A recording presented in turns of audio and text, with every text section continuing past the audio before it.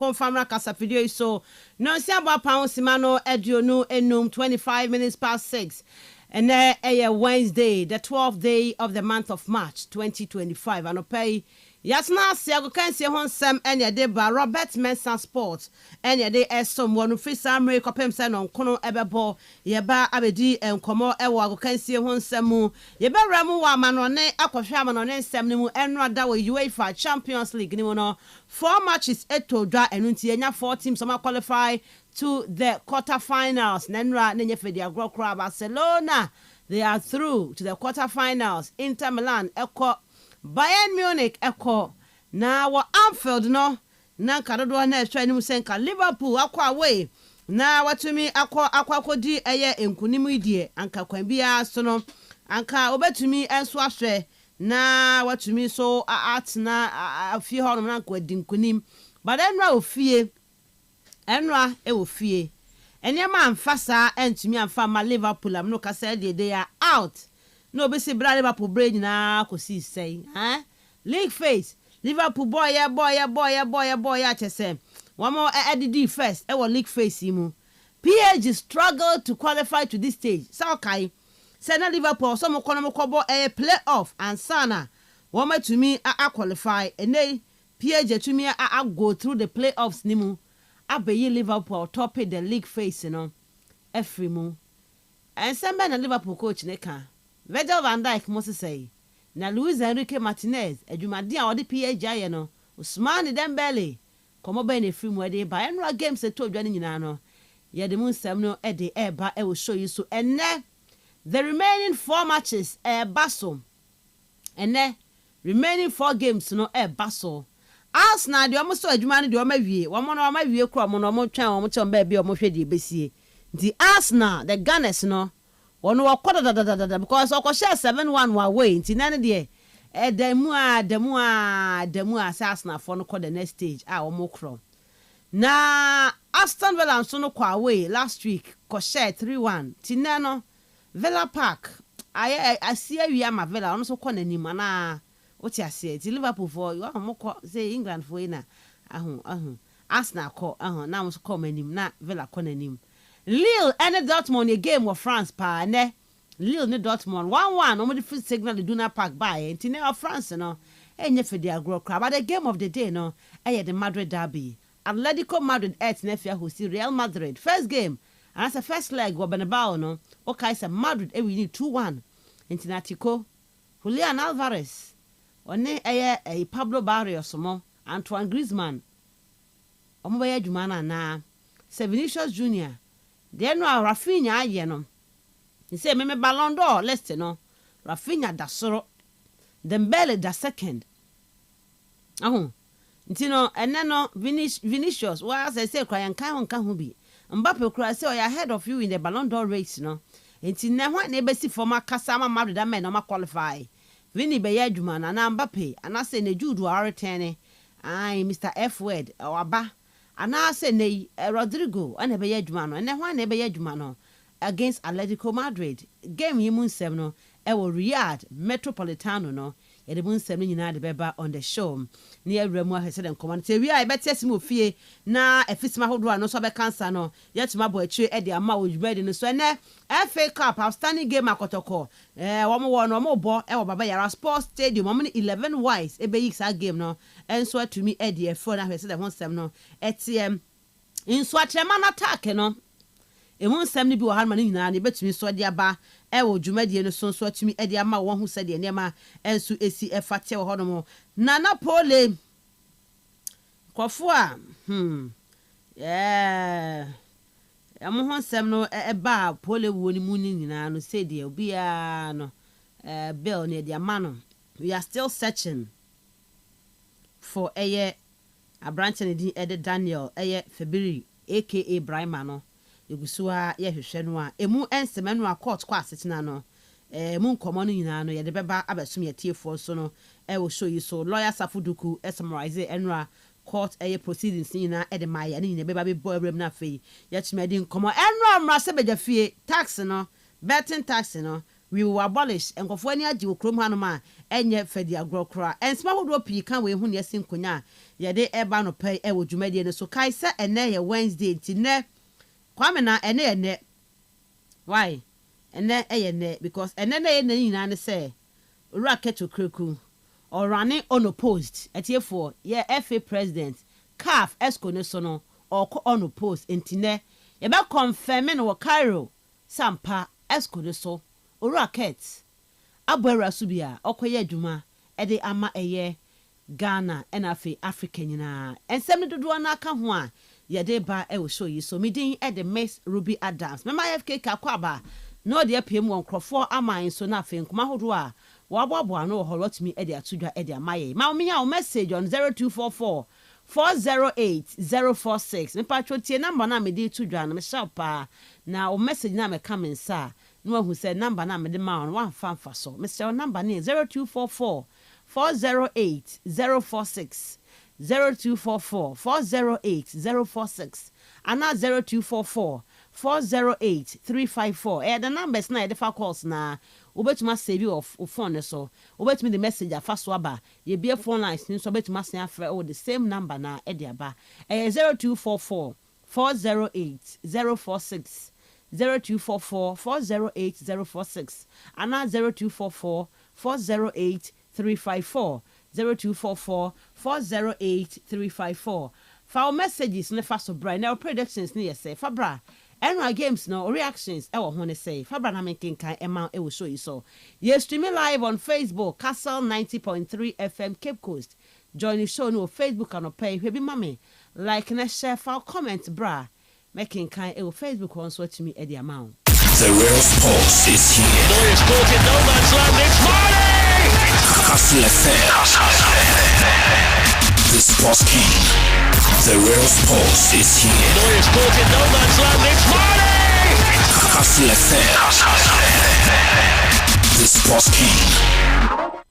FKK dia kwama no ne koye ho nsem no betwe adama ene kwama no ne enra nkofo esun ye pa na Liverpool for enra me hu sampa championship no pa me ka to for championship ne ka ho na ubenya bia dia championship no ekosa 1.5 ni nyina boy Champions League no so 1.5 ni nyina boy Liverpool for nko na ase ne ma wi ase omwa but ni nyina mo betwe ko ho benya games ni bia di say we will abolish the 10% tax on bet winnings no next what for the crowd would ya usika no nyina won saka wade e betway e na me kan for mama us ne so pa us ne so a ko no makeka bom na us kakraka watwa wanya bia di e betway omo the bet saver offer ba enu save o bet nti games ne koso no say no Liverpool game oko 1.5 one goal ni buy na betumi ayi sa one game no de sinchen ama odada this a go be a maybe crampa you on your bet but on him say what lose game no because of 1.5 now but one goal in your buy na no near game next in chama say what we need because the time I go to buy there obi an him say go be mesan ba tie be yes in amount say go be empoma ma you won your bet and the bet way no bet saver offer no a save bet na ama even on multiple losses no you can still get your bet back and more. Betway nkwana benyawe Betway save an exclusive to Betway. Terms and conditions apply. Kai samujumedie nyina no is regulated by the Gaming Commission of Ghana and won't need problem. I bet the responsible way and the Michelle pa. Betway for say get way more. Keep 4-in-1 Gary Soakins no. And one ye die dibi ebe boy papa ma comedy de won so atumi atwa anopa ya no komo sheda wo mu kakra ntimi wie ya Give 4-in-1 Gary no majibi kama na makwakonom de ko shop makwakonom kama nti no jibi Gary no de no no bia no ma Gary sugar wo milk wo granite wo kate de da kan opre kwama ti wo de gu bo mu na de gu cup mu a de ohia ne nsuo no aye de da ma bibia tne mu kama ohia bibia extra ye give 4-in-1 Gary no ko supermarket e ben wo bodini jewo de na afi emwa na wo so dwumedi a wodie no enkon kan ye papa drivers market women ye ko in offices wherever you are going and pay no kai say obaju kibo 4-in-1 Gary bi na tumi abo na afi wo so no wadidie mu ayeye pa e de amawo FKK de akwama no na ko he hon 7 no is 35 minutes past 6 in the next 20 to 25 minutes, or born some switch me at their my at their free crop for am I so. The real sports is here. Lawyer's caught in no man's land. It's Marley! Kastle FM. The sports king. I got experience, I got do everything too much. And the old man who want to challenge me, hey, I'm okay here. This is my national flag. I'm proud of it. And I'm proud of Africa. Oh, you know, man, I'm too bad, baby. Bad, baby. Kastle 90.3 FM Suni Robert Mensah Sports. Now there's someone who may messages on 0244 408 046 0244 408 046 and our face 0244 408 354 0244 408 354. Any of these numbers or the message for so bar making kind of the amount. Say for annual games about son home and I say ene nearby so any who you know. My sanka eba can kind of the amount. FKK, good morning. Good morning. And I probably be able to call the Yanko pardon be able to. Eda nyame ase, miss me who ya pa. So that ye dear. You slept well. That ye. Ah. Oh, the ye. Oh, that be. And now you cry. What's already of course, my sorry then, my sorry. I was a minute 4:15. Na me say 4:15 they me sorry sir M1 ti mama na kanka ho. Say what you see. But no dance enye ye because 4:15 na say o pesa wo da 1 hour na say o da say na ayeye ya ama. Enye ye. Okay. All right. Young Kwama on them right by bedding come akawachi. And a Spider-Man is waiting for you. Ewo Riyadh Metropolitano young Koye. Man Spider-Man. Ha, Julian Alvarez. And the review for Champions League right here from the studios of Kastle 90.3 commentary notice here they brought the biggest game for the night. Liverpool PSG said you could see an OTA and Opea Besses so now yaka when round of games even so be continue round of 16 second leg na yetimi akwa yenim edi free honum yebeko yenim tempa na enra FC Barcelona ene share game na say e kamiensa enomo e share ye ena ene Benfica for so team back wa Branty Fen Rafinha ebo 2 goals and so ena Lamine Yamal enso so de bi epie so no share bi achapa na de bi epie so de emomo ne Otamendi Nicolas ono enete kanba ko ede ma kambo man 4-1 on aggregate Barca for no ede quarter final sa ena isi kokoye na mre no no nwotwe no so na continue Bayern etwa by over Leverkusen ekosho mo ekanom yenu emamo so entimi anti Hurricane Alphonso Davies ono so ebogoni bi eboya sa bro so qualify 5-0 and Bayern Fonso 8 de ekọ monimo International Milan so ehye ema final and so etimo bako Aranti friend Marcus Thuram ebogoni bi sanso ena Hakan Çalhanoğlu and so edi bi epie so edi emomo ukopiem de Aranti ono ye friend mode ono so etie bako edi my final bobo kono nti ukohia 4-1 on aggregate. And then the Interfono and so they are qualified air call morning. Na yenhwe Paris Saint-Germain mo to Liverpool Anfield. Eko twemo Canada kwa Liverpool and timi anti kabo manaye 1-1 and untino their regulation time no be antimi enya winner no omo ko extra 30 minutes omo bo we obi antimi anhye and omo de sokode penalty no and so the APP so e wo honom no ekwa wie no na ya dia PSG Fonso are qualified and so at the air call morning on penalty shootout. Sana esi koko wie and so e wo ye side jumedi no na ene de tie ene so koko pioma Arsenal for a ball na answer no game no beba no Lille omo betena fie no omo so ene Borussia Dortmund and so at the abo ani e honum 5:45 and as game na e ba so 1-1 ahead of that game no Arsenal for ekuta 7-1 omo so at Emirates and so any PSV Eindhoven and so ebetimi abo 8 p.m. and omo game no so e ba so Aston Villa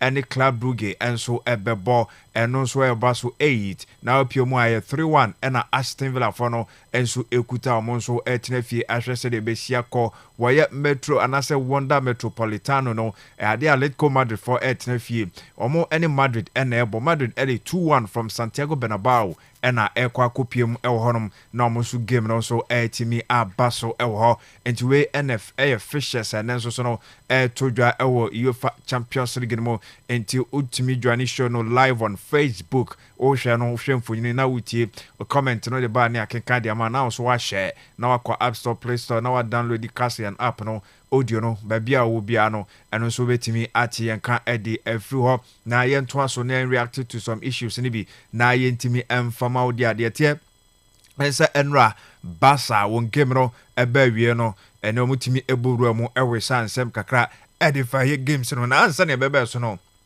okɔ ɛyɛ Inter Milan game ɛba so na Marcus Thuram ɛna man of the match no ɛnso ɛde esi ne naso anase MVP no ɔgye ne naso ɛma bibia ɛyɛ kama Marcus Thuram na okuta ne trophy no na ɛsɛ otwa selfie ɛnso ɛtimi ɛde kyerɛ kama after the game no na ɛsɛ ne mmɔdenbɔ no ɛtimi ɛboa ma ɔno ɛgye ɛde si naso Harry Kane ukopiem so Bayern wɔn game of Leverkusen boy no so na ɛgye yɛ ɛde pie so ɛma bibia ɛyɛ kama ɔbɔ goal ɛna ɔsa ma 6 ɛwɔ sa game no mu ɛno ɛna ɛkopiem ɛwɔ hɔ Donnarumma ɔno nso ɛna ɛgye yɛ Liverpool ɛnso ɛne PSG game ɛba so no Gianluigi Donnarumma ɔno ɛna ɛgye yɛ man of the match no performance no na ɛwɔ soro yɛ papapɛ so ɛne ɔno nso ɛgye yɛ ɛde yɛsi ne na so kama ɛwɔ hɔ ma bibia kɔnkan ɛnso ɛde ɛma no ɛwɔ dwumadie no nso ɛtumi ɛba so no na yɛntoa so ɛkakra ɛwɔ ɛyɛ Barca for aso ɛyɛ Lamine Yamal no a ne goal no ɔhyɛ no nyɛ no nko a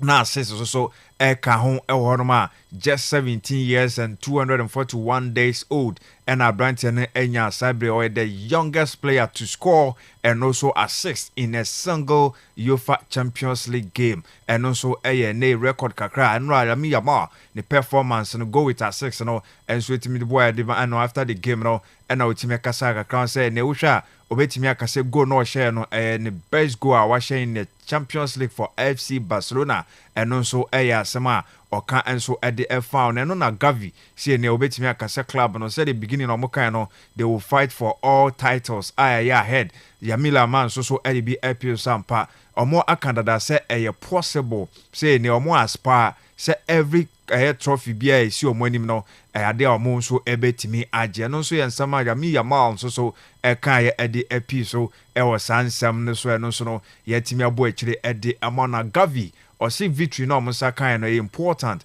sanse one doctor Carlos wafiri no na humbenya so mbetimi enya sa positive results no and so de akra papa na echi no so yansama Gavi and so de ka ho ye victory musa so etimi kan na Pedro so say nei mra na o si so kakra o si akan oba no ade ane papa etu no fo eka kire no say o ye footballer enye de bia na obenya ude enti ada wanya ude kura no menye kokwasa bia menye lazy approach bia also tutu mirika running after ball no na ne supporters no ni ngino mu hu se ne ene game na nheda nko ye de na so put in effort o sisa na ekokoba ye wom se wanya mpo one of any finest moments we game no na mom no defensively onim se oboa ye ema bia konkan edema FC Barcelona boko no eno so ye nsama eno game no ekwo wi no de ba na Hansi Dr. Fletch ono na coach edema FC Barcelona ono esame up with omo performance no said omo tutu nyoma ema omo so enya sa qualification over Benfica. We played against Benfica, and Benfica is a really good team. I think the coach made really a fantastic job, and I had really respect about this match today because I knew that they really make good transitions. So this is what we also give the players on the hand, and they're doing really great. So we control the ball, we control the game, we were dominant, and this was very good to see that. And I think we also were able to score 1 or 2 goals more, but at the end we are happy that we are in the quarterfinal. Yes, and at the end, I'm happy so we do quarterfinals now. Idea when him Benfica for no more push sa threat no and no more debate transition no but no wa kan nti idea no mindful and no to nyoma se nyoma betimi akonkan nti game ne de Barca for dominate de ekọ monim de na important so benya victory na nya qualification no and no musa kan ne Hansi Flick so de sansem no and so edi ejaye ewo ho yenko na kokopie mo Anfield game no so pie mo ewo honum after the game no and slot or siampa Liverpool for na film omonya qualification there and so betimi akase we are one of the finest game or involved as a coach our Champions League game.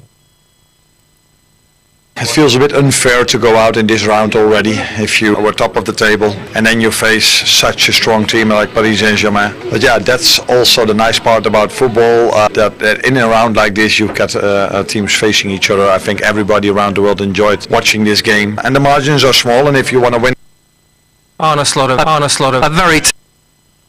Sama na slot e kan fa ho se ne free no mo free na ha adwene san so hwe premiership no mo perform ye po mo na di kan abibia kon kan so 8 mi adi mo mti ko free Champions League at this stage ha adwene ti unfair results na mo so ensa e kan on the game itself no wo hwe se de kon mo fa so e free mo no se ya na eduru baby no mo performance no e wo so eduru baby so PSG4 ebe mo penalty no and e ko ha adwene. Arne Slot, a very tough night for your team. How do you sum it up? I think it was the best game of football where I was ever involved in. Incredible performance, especially if you compare it with last week. First 20-25 minutes, we just were all over them, created chance after chance, and all of a sudden we were 1-0 down. So probably it was almost the opposite. The luck we had last week, we ran out of luck after last week. Maybe that was it, because the margins were so small tonight. Your team created chances, as you say, especially in the second half. Was the key not taking them, not seeing one of them go in that period? Yeah, no, we are after the game, 120 minutes of football, penalties, but I think after 90 minutes, for me it felt clear that we deserved more than being 1-0 down. I was every time waiting for us to score. I don't think the second half, apart from the last 5 minutes where they threatened us once or twice,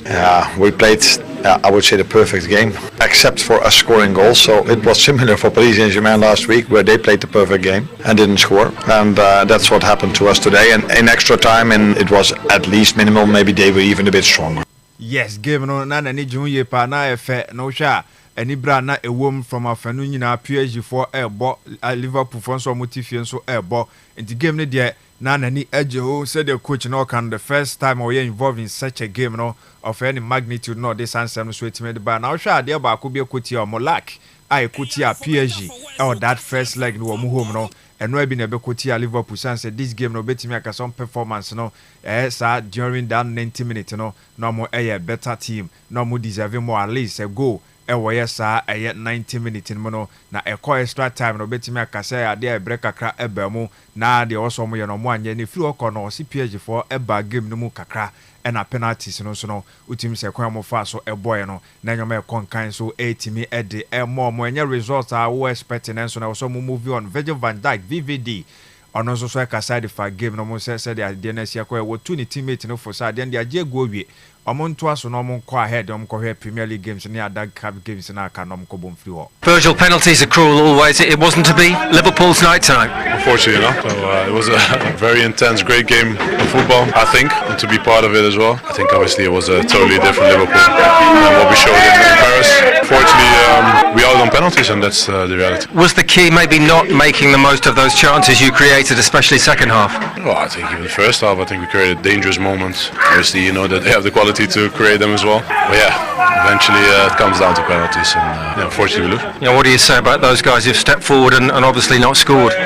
It's part of football. I said to the guys, obviously you can be disappointed because we're out of the competition, but it's chin up and get ready for the next challenge. It's a beautiful one on the weekend, so we go again. Yes, you know, a beautiful week one in the weekend or some cover you flew on to a catcher guys, some more new woman, so mutrasa or some more equipment on normal equaquia Juma or a penalty shootout and I'll confide the Indian so at media but more critique chances in being more intimate share PSG for so quality almost critique chances maybe and a football sana a see at your more free monko na life no continue on and fan call when him now go to us so we say PSG for all the best as I congratulate you more sanse omon na better team and also and some Virgil van Dijk VVD de to us so e won and na Daniel Sturridge say na we game na efe na ede ye papa nanso no in as much say bia be Kastle Liverpool for anya nyoma ba ku mienu mensa bi ye no or say PSG for na ball ma ba so. I think they'll be, of course, disappointed with how the game ended. I think the first leg, PSG were exceptional, but today they gave a good account for themselves, but obviously didn't do enough. There wasn't many clear-cut chances for them during the game outside of the first half, maybe. And yeah, they played a very good team. I think that's the competition. We have to give credit to PSG, but the competition, obviously, they finished top of the league, thinking, maybe they get PSG, who is a very young, talented football club who you have to give them credit. You can say about Liverpool and say, they didn't do this, they didn't do that, but they also faced an exceptional team, young players who were prepared to run. Both teams gave absolutely everything. Yes, and also and Sama ɔno nso atumi ɛka ɛde fan Daniel Sturridge, former player ɛde ma Liverpool no nso kyekye mu ɛwɔ game and rate me about so and former club ntimi ankomo nim champa ɛmo anya sa clear cut opportunities ni bebre antimi ahete PSG for no na ahwe PSG for no nso mo yɛ quality side ɔmo team ne young de na nso bɔ no mo bɔ no ade a ɛhyɛ nkrane na ɛsa ɛsɔ ani ni nyina ɛka ho bi nti ɔsɛ yɛbɔ mo aba so ɛwɔ mo qualification ɔmo nso ɛnya over Liverpool Hurricane and so it's Kastle 90.3 was winning 5 over Leverkusen 2-leg affair there na say modern born soro. Another goal in another big game, and most importantly, buying through. How do you sum it all up? Yeah, I mean, 2 great performances, home and away. To beat this type of team 5-0 overall shows the type of team that we are, and I think it's never easy when you have kind of a 3-0 lead going into this type of game. But I think from the first minute, the intensity that we showed, the press, and we were the team that was getting the better chances, and we knew that the game was going to open up in the second half, and we just had to be patient. So, and top performance from everyone. We defended really well. We took our chances when we needed to, and overall, we're delighted to be in the quarter-final. Still on top of how many goals you've got this season? Oh, I know I've got 10 in the Champions League now, so it's a nice number to have, but hopefully a few more to go. Yes, you know, Shesani goes no bear there to say what Shethen the Champions League be back and a band in the year pa the here and it's a team now qualifying so air call when him Hurricane and this answer so it me at the MI after the game no young corner Luis Enrique one Kevin Kenya ye PSG for after more qualification the coach and also so expressing the feelings so far so it's me guiding the team no mom konya victory over Liverpool. Congratulations. Over the course of the 2 legs and then extra time and penalties, do you think you deserve the win? Well, it doesn't matter. That is not important. I think both of the teams deserve to go to the next phase. We overcome them in Paris. They played, I think, better than us here. But I think my team show here in Anfield in a special place, special stadium, a great personality, great character. We tried to play our best, but it was very difficult because they are so intense and the atmosphere was great. But I think any of the both teams deserve to qualify. What pleased you most about your young team tonight? The character and personality, and even when we shoot the penalty in the penalty shootout, they show great character. The way we try to play, the way we shoot the penalties, I think it shows clearly the team that we are. Arne Slot said that was the best European match she's ever watched. Would you agree? In a few? Yeah, a few of them. There are some special matches. Any match is special. I think when the draw told about the match against Liverpool and PSG, both managers told the same. One of the best matches that you can see or you can watch in Europe, and I think both teams were great. And Sama the Spaniard, my friend Luis Enrique, French, we be a can and the bro for Atwa so elho, a church ewe kwamo fast kokobo. Sit now both teams no bia ebetimia qualify amano aye ewa sa game mo ekokobo no nemo no oboni players na baso emra drew ye baby na mo de no mo show sa character ne sa attitude no positive one no emane push o me bedu penalties no so no hwe kwan mo fa so e kam yo mo nerves na fe pressure bia antimi anwe mo no eno ade a oboni players no abaso o se ampa ni anasort be ya adwen sa we game a obetimi aka say one of the finals on dey wo hu bebre sanso the Barca Kraji bi nti ono de o si we one of them eno so ye nsema o kan ye ede eto aso Luis Enrique coach ede ma aye Paris Saint-Germain ono ne no okobo adwuma nyina enso atimi de abo mo ekọ mo no de sansem no so atimi ede ejaye ewo ye bekom na ya hwe ne games na Everton Mikel Arteta coach Edema Arsenal Bobo Konwe de just a mere formality Edema training and amokwakoye ewo game amone final eba but nemum team news no say na sitie. Yeah, everybody finished the game. I guess Man United with no issues, so I expect the same players to be available, and Gavi for sure will be available as well. The same as before, and now full focus on PSV. It is unique, but as well understanding as well how the game was played a week ago, and the fact that everything went in the right direction for us from the beginning, and we're gonna have to end the right tomorrow to go in the same direction. So fully focus on that. For sure, there's always improvement, and from the other day as well, we already talked about a lot of situations that we could have done better because the situations are there. But that's it. It's about execution in football, and it's what you can do X. And my job is to give the team as many tools as possible, reassurance and confidence as well that we can deliver again. Yes, and also and some of the team that so almost deliver ABM to be a okay weekend game of United the ball Premiership and those players in Yano are available and also and some Teta and so me Eddie Eba so we caught na Juman on Koshas here on Baby Wiewo Emirates. Nano William Saliba on a defender, centre back, and my Arsenal no so me Ekasa Eddie Eba ye game no said that you may share course personally because and performance no we them there. Around your friend Gabriel Maguez on a board you may ye punch your bonabaso. First of all, I don't know if I'm playing tomorrow. I will know maybe tonight or tomorrow morning. But yeah, we all want to play tomorrow because it's Champions League game and we play at home and we want to win tomorrow because it can give us a lot of confidence and we can be qualified. So tomorrow it's an important game for us. Yes, until tomorrow na and run or Kasa no church medicine 7 so it made by so no po nim say game no bet me start and as I won't start or say bia and run and anopa na bi obetimi ehun tia no so yen sama watimi dia ba na obisa no contract in sense no say na sitie amam for lenkelen ko so be command ni sa anyoma ni nyina no okeka nyina ebomu ekeka the position say the anyoma city as center back and also Sergio Ramos ni nyina no de no to ma cheche mu de mai. I'm really happy here. I have 2 years and a half as well. So yeah, there is nothing. I'm happy here and I want to continue here. Yeah, of course. I want to be one day the best defender in the world. I know I have to work a lot and to win trophies as well. But yeah, it's my dream. I think I'm not so far, but I'm not the best at the moment because for me this season I have not been so good. It's like this. I have to review my season. I have to work on my games. But yeah,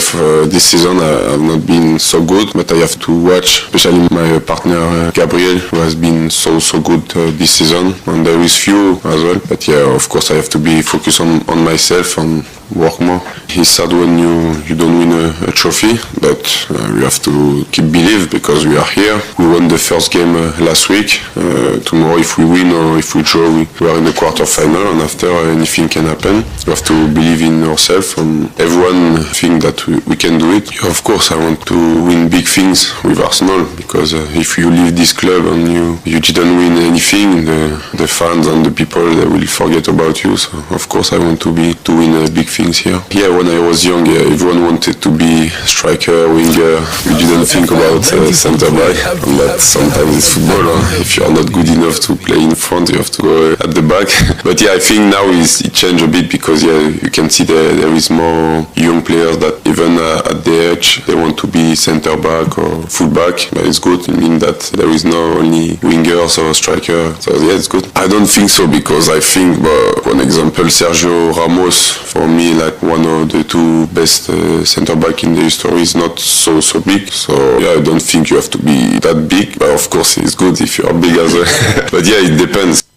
It depends.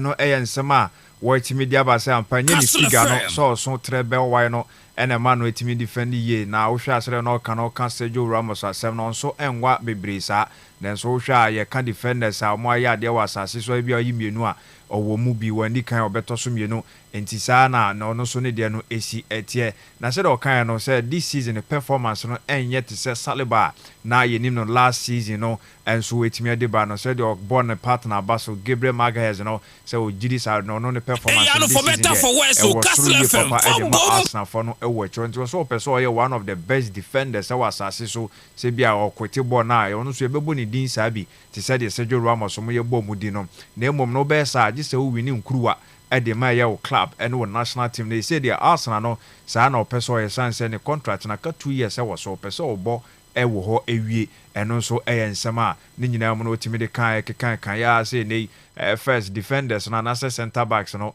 ni on shadam form enye hwe ntie ne obi si so na so obi san so person boy o person ye winger o person ye striker o person ye midfielder na say the otimi se san narrative no asesa nkran ni nyina no center backs no ade o mo ebobo ni eno so ye nkyeremu a otimi adi twam e wo ho no so hwe se o betimi a finish off ye adwuma san so nim se so mo enya win anase draw ni nyina ya de betimi apushi in fact munya defeat kura wo forma ni nyina no Arsenal for the mo ekosanse mu goals no ebi wo mu ye papa no ye nsema oka etwa to o yenko Real Madrid for aso na Carlo Ancelotti ono so ni game preparations no mo so far no Kastle FM etumi 90.3 so mo big game ebo no Wonder Metropolitano. Fourth derby of the season so far. How is the Real Madrid squad, and what is the key to qualifying for the Champions League quarter-finals? We are doing well, and the players are very motivated, as we always are in this tournament. This will be a difficult match, and we are aware of that. We know there will be challenges, but we have confidence in ourselves and in our ability to continue in this competition, because for us, this tournament is very special. Would this knockout tie be a turning point in the season? This is just another match that allows us to keep dreaming of continuing in this tournament, just as we have done in past seasons. This round of 16 is more difficult than in other seasons, but we are confident in our ability to keep fighting in this competition until the very last match. There has been great parity between Atletico de Madrid and Real Madrid since Diego Simeone arrived, except in the Champions League, where Real Madrid has always eliminated Atletico. Why do you think this balance does not apply in this tournament? From what I remember, all the matches we've played against Atletico de Madrid have been very evenly matched and competitive. Sometimes they have won, and other times we have, especially in the Champions League. Tomorrow's match will be the same, closely contested and competitive, and it will be decided by whoever has more quality and by small details. Do you think it would be unfair to Brahim or Modric if they don't play tomorrow after performing so well in the first leg? What I think is that I have more than 11 players available to play tomorrow, and I also believe that those who don't start the match will help the team when they come on. Let's not forget that a well-made substitution during the game can make a big difference. Yes, I know and some Ancelotti so a kind of far home a game about so near to cool game no even game nice I've been pa ubi to me any qualification or the kind Canada said determination ebeba was a second leg na and so no eba and no guswa eka said games ne ben games bo ha mo Atiko for enya the best or mwenya victory be on so Madrid for no enya the best no and so me continue this season where the fourth game on bebo the ne di kan you no draw and the ne a chat to a mobile no last mpo midweek no Madrid for 80 me enya sa victory no enya sa 2-1 victory or more they call this game you know akasa fa and they be players are more perform Ibrahim Diaz Luka Modric mo our more ebo Muhammad was our first leg no ombenya starter na omonya say ebeha dwuno no so da bi in fact so obi so every bench but obetimi make difference no enti eno eyade a ono de ohun ne sa eno so eye Ancelotti echirechire mu edify sa game no mo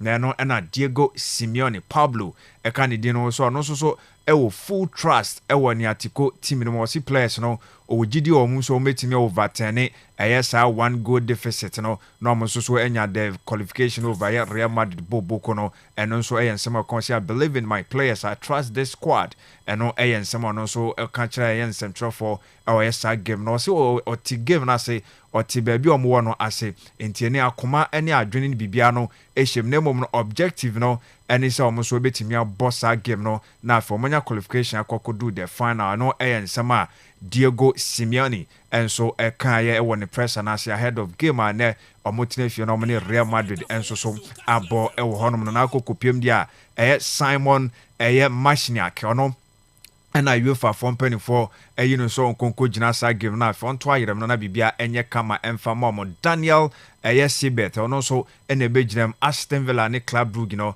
ono so ebedi sa game na bibia aye kama Lille ene Dortmund boko no so game eba so no okokopiem Sandro Shara ono so ena UEFA from penny for so unjina mo no so entimi endima bibia enye kama Red Obre Novich ono so ena UEFA from so say onkonkodi Arsenal and PSV and Hoven game no neno so bibia enye kama ewo ho eno so nsema hodo a eno so afiri mu atimi dia ba ni nyina no yabo akire dia ma dia ba se Kylian Mbappe anopa ya ade a medical team for Madrid boboko no ebekọ so run test no mo ahwe se abrante no mo so ofele was some discomfort to be ewo ye ni nan manchwa honum to mo hwe se abrante no obetimi aya available na se o riske se obetimi lucy sa game no ano so anase wontimi nya kwanya enkonkobo omo se ye no uncle eno reporter no so efrimo enso etimi de ba ewo dwumedie no so a yɛbɔ akyire nso so atimi ɛde ama na ɛho nsɛm no saa na ɛsite Rafinha ɛnra ne go no ɔhyɛ no ɛnso atimi ama na yɛ record as a Brazilian a ɔno nso wahyɛ Champions League goal wɔn make 11 that is double figures no ɔno nso so anya ɛde ama in a single Champions League season ɛno ɛyɛ record a Rafinha ɔno nso ɛnra otimi ɛhyɛ go ɛde boy bibia konkan ɛnso ɛde ɛma no ɛwɔ hɔ no ɛno ho nsɛm no saa na akɔsi kopiem ɛwɔ Egypt na ɛwɔ sɛnka no a big game ɛba so Zamalek ɔmo ɛne El Ahly ɛna nanka ɛba bɛbɔ saa game no na akɔkopiem de a El Ahly for boycott ɔmo sɛ ɔmo mpɛ local referee so obedi saa game no de bia ama no ne ɛne ya no bi free ɛba bɛbedi na no adeɛ no ɔmo nte aseɛ sɛ adeɛ a local referee na sɛ referee of Egypt wa ɛne ɛba bɛdi nti game no ɔmo ama na amba so ɔmo kɔ drew pitch ne so deɛ ɔmo kɔ drew hɔnom venue hɔ na nso so no ɔmo kɔ hu sɛ referee no ɛnyɛ foreign referee no ɛna ɔmo nso so boycott yɛ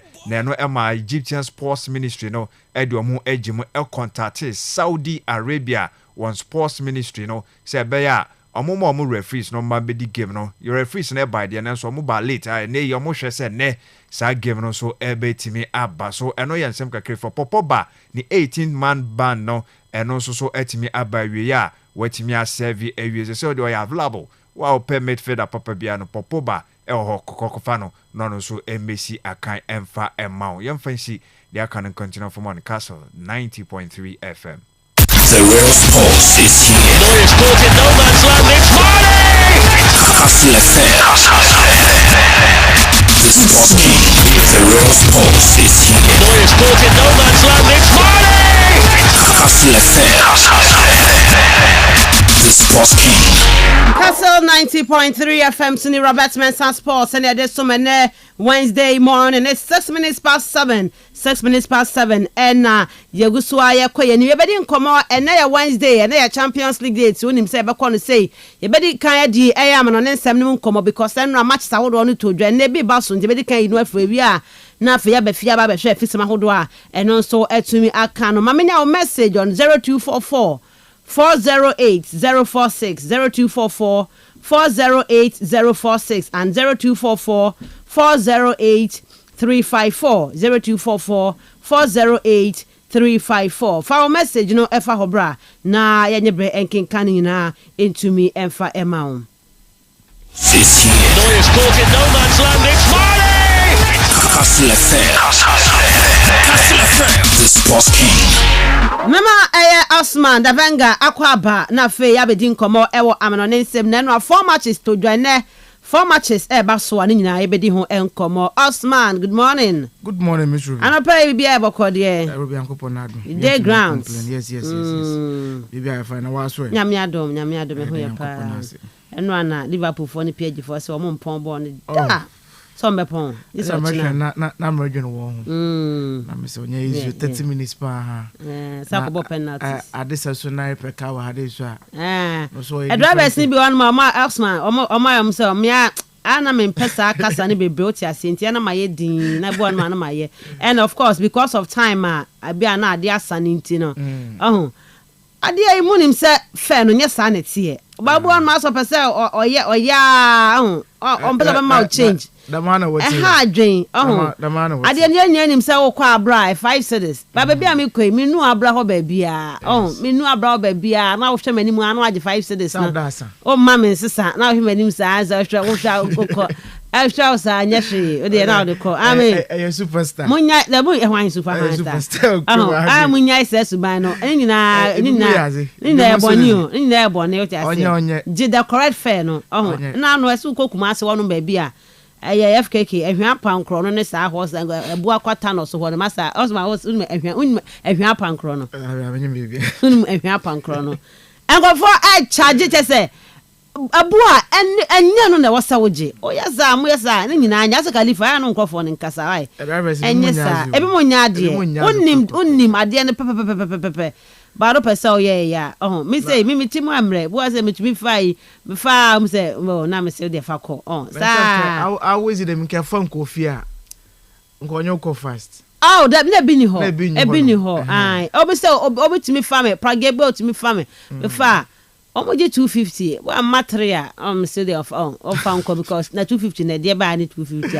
Well, especially bia how much no kwana wutima I think about the fool no the what no kwana what them one yes I find dropping so no the waba so bibi sa no ha would consider now they would to all the kwabra on best now and for no mo for praga no mo go for praga bia no mo oh ask Khalifa and for no mo kasa this year one Saturday me but town when you but now me gina mfantepem mo no na menyaka but na menyaka into a time for prayer na me send wo sealed hono na me hwele bia won me gina hono because of constraint to at the side the labyrinth no menya bi we be me gina hono ma ko musa about 30 minutes na menya bi e bia na or kwa abro na me fa no fa me dropping and o give me 50 cedis hey taxi driver adasa wait to me nanto na me into me nim why I do enyumbere so a won pro apply one trade okota kra ba ze kwa abra na drive me but e kwa abra anytime bia no e benya car na is abokrom. But if you come, let's say, the moment about 7 o'clock, 8 o'clock, 9 o'clock, what had you know? Not got a crab of you, be around. Imagine one man, Sassy. No, I know I was almost 11 p.m.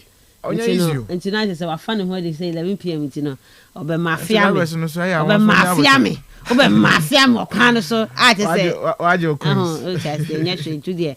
Oh, I didn't come up. Now I have said yes, some no at here. Now, some no who must have a fee. Oh yes. Baba can have some and that's a rocket or creku ye call confirm no say ko ye you no on post you know we jinamua or the air con anymore want you know ye medin come I mean your messages ne be fan for na fe yan to so na yan ko ye nim e wo djumadi no so e wa ha Kastle 9 Asman Adagaliva say where do you stay and who collected you money Adagaliva Aye, opa di bako. A guy be there is a guy be brony be I say we brony be only o twika we bro I say guy kokobi. I'm so sa on them chen pass them masa o pese o mafia me so me mama mafia papa. I'm say chairman. Ti ade a onti wuye. Ade wunim say oh ye la ya say masa. Nye la say mo hanu say hwemu ye na e ya ade no ti ase. Ti no ase Khalifa nkofo ni bi na to bi on say Omoya mafia work now. You Mama fast Khalifa the NC men call other messages na fe. Quickly, men clear salmon if you na yemra. Emeto aso ewo eyen komonim na yenko yanim. Na okay. Mama share na minyo. I say we will win EPL to console ourselves. Ima ena odi we e de aba e wa say. What's my say? Ehona na obafa. Oh. I don't know. Mama say okay. Na me I don't know say chom rena the idea. Oh say Real Madrid. Today Vini and Mbappe will score.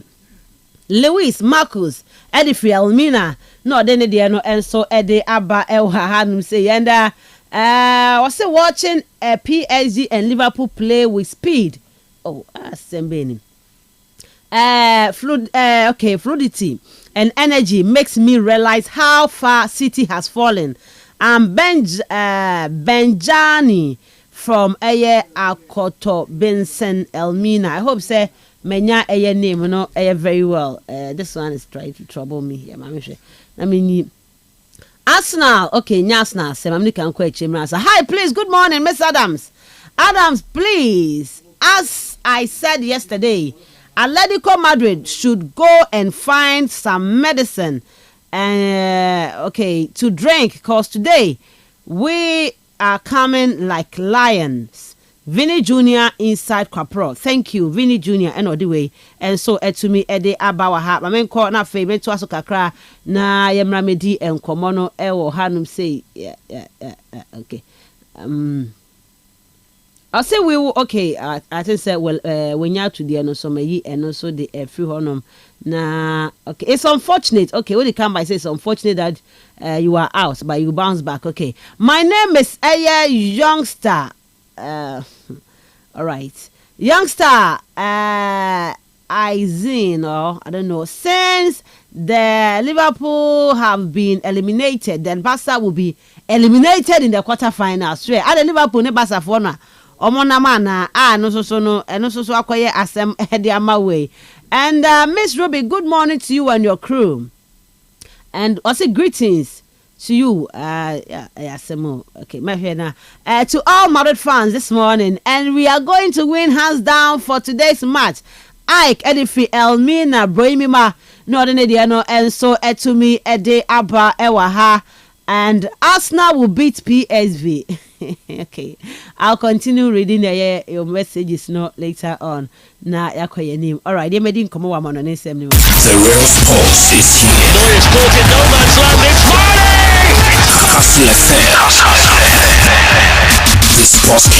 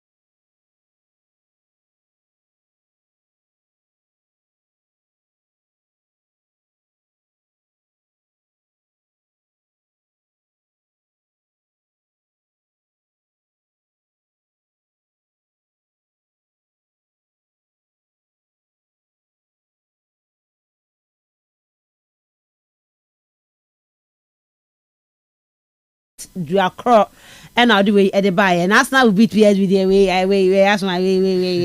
Hello, good morning, champion. Mishubi, how are you and your crew? We will disgrace our enemies tonight, especially Barcelona fans. Real Madrid will kick Atletico Madrid away at their own backyard. Otuga inside Samuel and Otuga so the way at the Abba Ewaha. And good morning, Mishubi. It's your boy Kojo is son. Hey, Kojo son. Please give me my stone. Why? Where be your stone? I don't know your stone. Your stone. Barcelona is the best team in the world, if you like it or not. FKK. What? Ati. Barca is the best team, if you like it or not. Okay. Today, ATM will win by 2-0. Keep the fire burning. Castle Sports, Papa, Ranaya, and the Friday Saddle drugs. Train. I will say at the Saddle drug store because Osman. I'll say at the Saddle drugs. I'm more drugs or okay. Because we baby almost shake. Okay. Real is real. Today, Madrid will show the world that they have the DNA in the Champions League, and the other Madrid has the infertility womb, which is difficult to get pregnant. The Champions League doctors will treat the womb today for them, and that may pave way for the nearest future winning of the UEFA Champions League trophy. But not this time. Other Madrid 1, the Real Madrid 4. Capi, Edifi, Aboom. Hey, Osman, come forward and say more. The other Madrid, yes. And at Real Madrid. All right. Real Madrid. Okay. I'm if I were in charge of Ram. Today, Miss Ruby will cry pa Hala Madrid skills, and our skills cry to say as oh yes,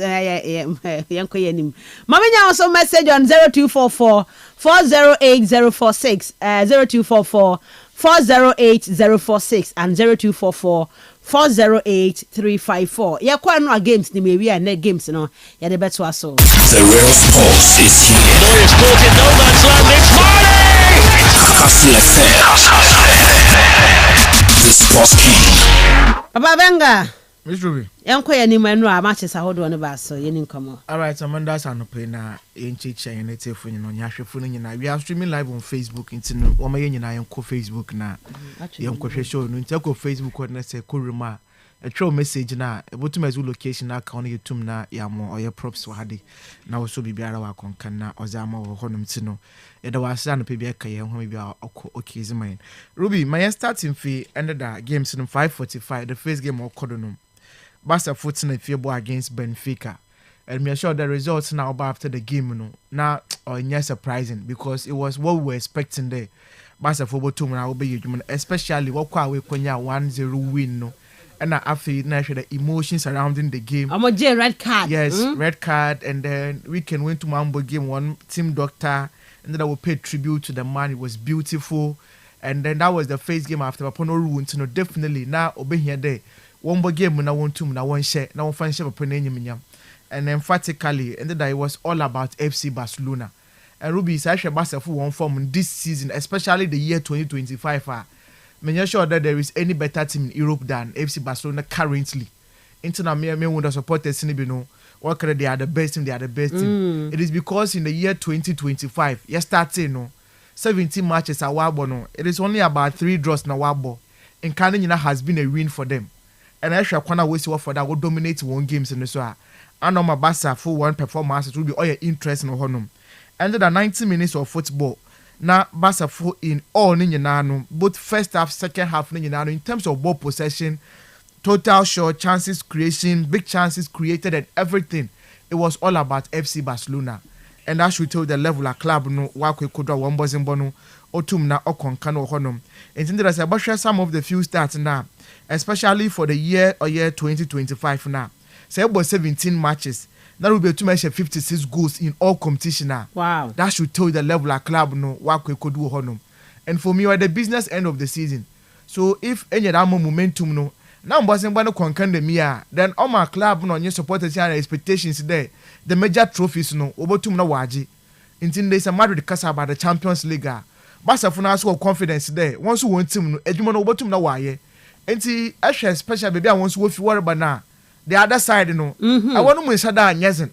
Unlike ehwe Madrid no onye PSG for one area one na. I want to me a gene kakra. Ansa na ekokodo aye finals one nti Barca for no gisi there. This year Champions League no, at least 1 year as a crowd is semi-finals. No. They need to be there. So, is it that Dortmund or Lille, right? Yes. And the Barca. Yes. And see, so you understand the conversation about Barca for what I'm a confidence no.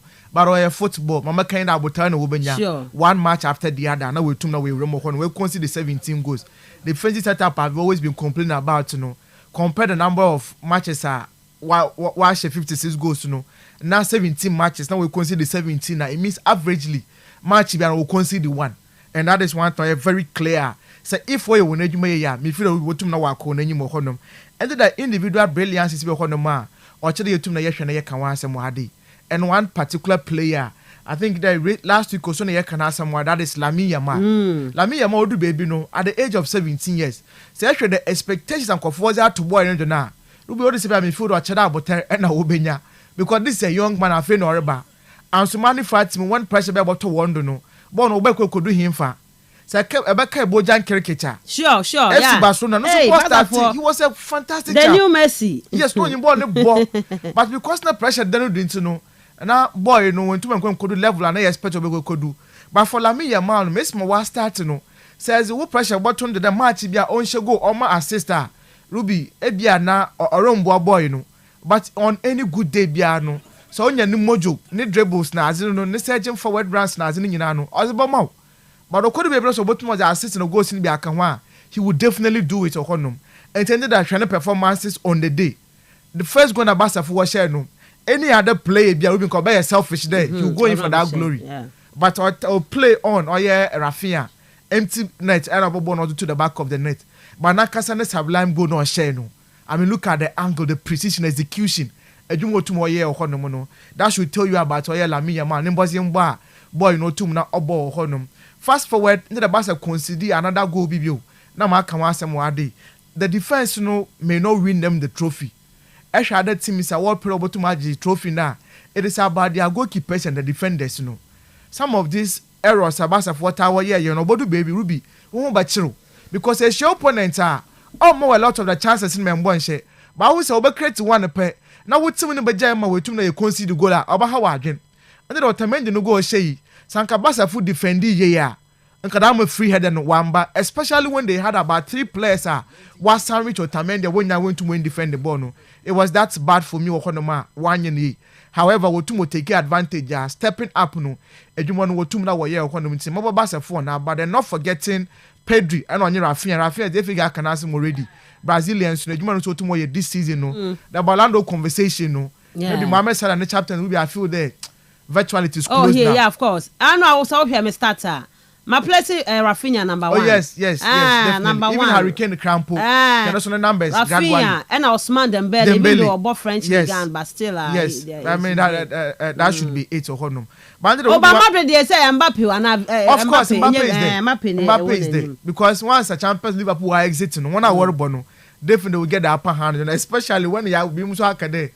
After AFCON magnitude and one shot that one rate now or quarter na bana now you important Canada or kobo AFCON kwaje but who is even telling us today Egypt the next AFCON work kwaje and that is the issue of but back to Barca one team no me feel that will be our boys one especially Esho Pedri is not coming down ka obana bia ne passes ne chances creation as it but into that on the day no edwuma otum oye in terms of oye tackles no he's one of the unsung heroes yan shada yan bonizin because we be onye that flamboyant honum but a pure footballer this is a boy otumo modern numbers into the session numbers na the passes completion 88 no boy completing mu 84 honum ball possession otumo winning no as a central midfielder no 10 times no otumo ye duels no winning mu 7 5 tackles no otumo kwai created 2 chances on the day and no winning 2 fouls or honum. In fact, when consider foul, this is a clean midfielder. Akrano dear. Yes, bonus on you. And I'm a shabon or jibwa. Now I'm shining 9, shining now. Pajanity don't test for Pajanity. Yes, that is very good player. Very yes, to be no so young bana bad into the Barca team. No, I think the Jumana were no.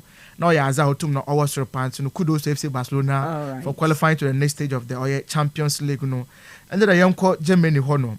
It was a debut game, and I the two currently 2 sides are.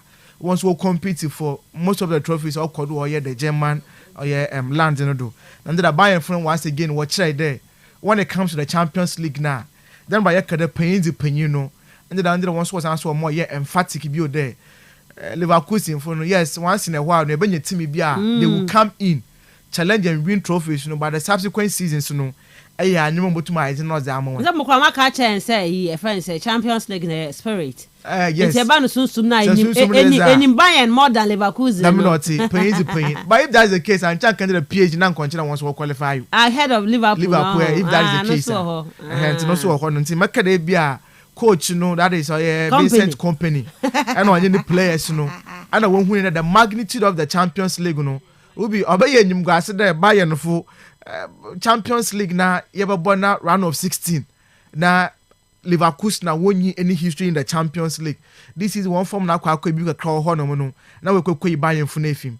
Nti Bayern fu make sure there records ba we could see in the past nti na maka wan asem wade no. They will try to make amends ho no. Obase sanya mum kakra. And there was also what said there. The Bay Arena now for the last 2-3 years now. Want to 1 year show ho no no. Or che wotum na was sanya ma. And once again, for 2 years now, back-to-back wins, not in the Bundesliga, but the Champions League, Bayern free to Makwa, the man the one buzzing bono or tumna or senua. And for me, one player must be about Bodabado Pano, a branch of my Harry Kane or Honum, another Harry Kane, or shall go sound my sister or Honum. And then Sean wasn't more boy now. Now, I bet the first English player in a Champions League season, where to match or 10 goals or Honum. And that's about Harry Kane and also Bono Otum na Okon. And people have started calling him there. If these are numbers and also to watch out. there are also Ballon d'Or conversations, or today you na bonizim because I check the Bundesliga now. The numbers are fantastic, and a Champions League no the goal race no so we na we rema. Also assist simply be aka also one boys and otum na okonkan. And then the baby otum ogina oma and assist to Alphonso Davies or share the second goal for Bayern Munich no ya otum na okonkan. But then for Leverkusen no makade na stage away dreams will be ekwana no obotum na obedu okra last stop. Bayern furniture the quality no was and then the one performance on the day na kasa no one shada one swenyo honoma. For me setum na dominate in terms of ball possession then you are going to expect that when it comes to the key areas no so ebotum na about home boys na usumpo a dominate honum in the total shots na Leverkusen ball 17 as against 12 for Bayern for bueno, but then the shot on target Bayern ball lesser total shots but shot on target or ball 5 and Leverkusen total shots over 17 and one more team now about 3 shots on target. So it was about the efficiency Bayern from team now was Bayern the defending also or making sure they open the clean sheet now. Over team now one asu we keep on them. Tindera meka wa ade there. Mano no ya the celebration last week kwaye no o pray into young goalkeeper what from Jonas Obing 21 years of age. January when was signing.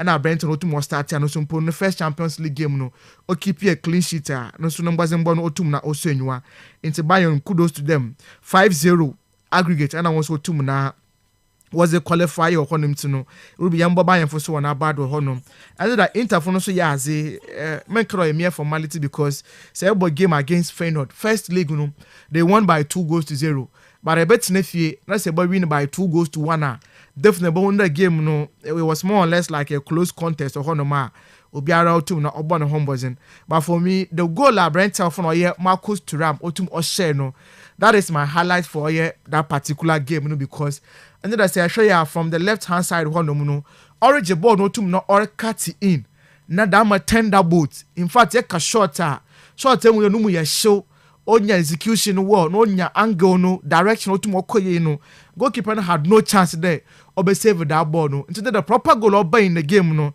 or ya Marcus Thuram and otum no madam a wonderful goal na no so this season say actually no so pon ball as a player na Ruby or ya no so otum no owo rankasa and for me it is that good or honum.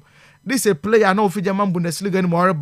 This season 27 matches, 13 goals and away to na washa honum. Actually Champions League no so one player no so pon performances no on shada on your bad. So too much so the me no so konanyima. Or ya no so bedu baby no. At least we able to ma bona bad or honum. About 9 Champions League matches this season. And I wait to now watch 3 goals or honor on your bad or honor. And then the opponent me but so called true penalty or honor in the first half no. In the first half you no 1-1 but second half no and another penalty to more by I can't tell no global be share no simple obo ma interfuno we win 4-1. And I want to the wotum na was a qualifier. The next stage no once we tum na we could want interfosin tum na young bon once when our bad or honor. Now the baby are na bone of contention war.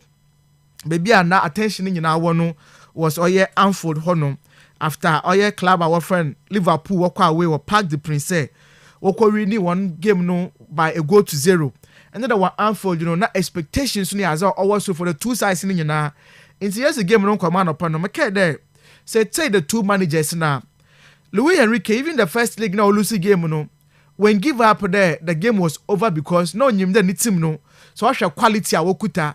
And our boy in the first league now, it was just hard luck not quite in favor of PSG and Liverpool taking advantage. I want to know was the win or honor. Into no coach no him that she say or honor. And then we take onslaught so the kind of reverence no so as a PSG no and not know him the PSG was a team Liverpool won conquer for game no for there. It is because of Anfield into no.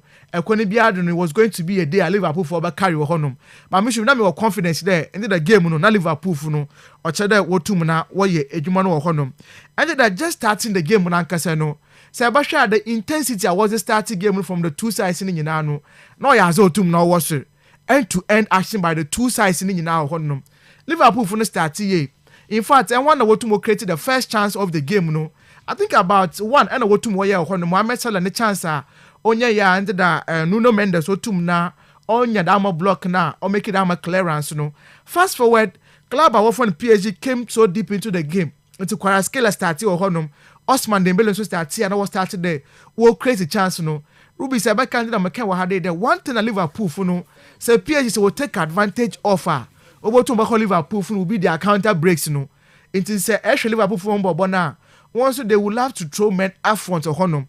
But no call that one want to now once will make a recovery with you no one come back. And one issues no to na oba. But for Paris Saint-Germain no, say Kvaratskhelia or Honum. Bradley Barcola from the other side, Osman Dembele of one na. These are speech tests. It's on any good account, Biano. So what the ball will dominate her. They just would have to look at the flanks one no. Yes, the ball no to man. These guys they will give you that much run no. Now we to na wa Sergio no wa konto kobanda na. Liverpool for one central defenders no nyela trust ni no pressure baba, especially Trent Alexander-Arnold side one no. And that is one time the PSG will to na wa ye one. Ebesha goal Osman Dembele to mo share no. And then I feel there was just pure hard luck miscommunication between Konate and then Alisson Becker. Because definitely Konate would go in for yet down a ball. It is if Alisson Becker put open us about your ball now. You should have communicated there, allow another leave the ball. Now catch a ball no. But unfortunately there was that lack of communication between the two. And Konate to make you that particular clearance now. And then present an empty pole. Other to Osman Dembele nenyim and I feel to number ball no or share honum. It's right from game kwaya 1-0 no. Maybe should be say if you realize that the Liverpool definitely or to will chase another goal there. So when you're drawing that game umpa obotum na wonso wakwaku ejuma. But I think the first half it was all about PSG because they were even asking more questions then now was share. The second goal na sana we tum na wako. And so you have to take the form of Liverpool defenders they want to no one keep on at bay. And a game ended up 1-0 in the first half. Second half no bay no. Once again no. Sebasha Paris Saint-Germain for now when change one shape of their game. The confidence with which I know to no possess the ball, especially from the midfield. In Sebasha Vitinha, Ejuma under the on the day now Ruby. Now he has to no so. And for me, I wouldn't be surprised that he was the man of the match for the game because Sebasha no runs now. Oban attacking third now. Obako was the number mao honum. One press no was that good. Oban now sounds one question bill. Non support defenders no. Uncle progress the ball now. Obotum na waye. It's Joao Neves no. And not an easy game for him. But because when you done partnership now, and the try you know that is after Fabian Ruiz, after Vitinha and Nankasa and Joao Neves now. Or ya under the Liverpool for a midfield you know. At least when neutralize one kakra. Even though it's actually Liverpool for a midfield now, yes, wasn't the one said I want fair that bad, especially McAllister. So was it like, but Gravenberch into that went to one man of Conor, I enjoy a game now, or two no bono. But Ruby one thing for sure in there. So actually Liverpool midfielders singing in now. Metu Makada one profile, virtually they are all the same or honum. Even the coach ain't the best out of them. But in the expectations, you know, or Yaza Tum now or so honum. The two goalkeepers singing in now. Should you be 2 more year? First half, Funasha Donnarumma, he was a bit shaky. But when the Liverpool came into the game in the second half, most especially, no, she the kind of saves out to more year honum. Luis Diaz ne had out to more year honum. Salah the boss in Baltimore boy saves out to more year honum, no. But not forgetting the central defenders of Oye PSG honum, especially Nuno Mendes from the Oye left back against Mohamed Salah. Ruby, it was a total performance from the defenders of Oye PSG. And then I think this player, I'll tell you to me about the Pacho, I cannot see offer down some poor Mashallah Pichu honum. Now open the blocks no, open on commit nobody, on defend ye, on to Monye Jumana, and then the PSG was said open the quality now. Or as I would to now want to the one to now one stop at any moment. Concentration for 120 minutes of football no as over to now by and what to more yen ye. And the baby now when the Liverpool for me should they were lacking the numbers up front, especially the quality will be here no. Into baby no say PSG for another 5 changes and I will to now ye. Into what he Marquinhos film, Joao Neves were in film. Fabian Ruiz were in the film, Kvaratskhelia were in the film, Bradley Barcola were in the film of honum. But a certain way, or no check the performances on the day. Look at Zaire Emery. Share Oye Baraldo honum can in leash and also the performance on Agon Carlo Ramos or Bebashet ne penalty no. Liverpool was at the time a pressure by no. Obey McAllister, obey Sobozlai, Luis Diaz and then Diogo Jota. Sebashe Jarakwan Sobaya because was a forced substitution or 2 more years because now right back that is Trent Alexander-Arnold wako Kupra that one is by Curtis Jones, Cody Gakpo and Harvey Elliott and then they went to one ma oye that am desired effect now not expected that these boys no obotu na was ma oye Liverpool funo and that is one thing for sure and I'm sure there yes I been back on hard luck but I feel there let's give it to the PSG team no because instead of what share the urban performances now they are there and then for me the project Luis Enrique was starting no it's something I will be more confidence there maybe so I need this year, next year, next 2 years, no, say Eco Europa. At least that I'm Champions League now upon the watch, you know, Obotum na once wa born was no aqua into the penalties and is now Obotum na you'll be any game of honor. But it was just rather unfortunate today. Into the Liverpool for no penalties win two now one share because I mean 4-1. It was that emphatic for your PSG for now. Watch your confidence, they're going to Anfield, you know. It doesn't matter about the crowd, you know. Na shirin si won kono botum na obeye djuma no ba rubi yes aso yam bo referee no so na bado and then I say referee no so djuma otum oye na he stood on his ground into the my game near very balanced or honum and djuma otum oye no so dem na referee bia botum obeye for me ko my game no wetum na why fair nti Estevan Kovacs no the djuma otum oye no na oya za otum na owosere under the record bad record akos am oye Liverpool honum and ebasha in the history awabo in the Champions League in the knockout phases no oyaza Liverpool one ball away match another one more match away win the first league the second league one ko lose honum ntinti the ebasha oyaza be kosi in their history we ko win away league no na afei obeti na fene wetum na we lose honum result no one ko yentinu kudos to oye club I go for PSG for getting all that needed results no ntino yeah sure the next stage how it is going to pan out for club PSG or honum ntino kudos to them now me should be brand games na obekodo no na the games no be very much interesting me sure there yen na attention no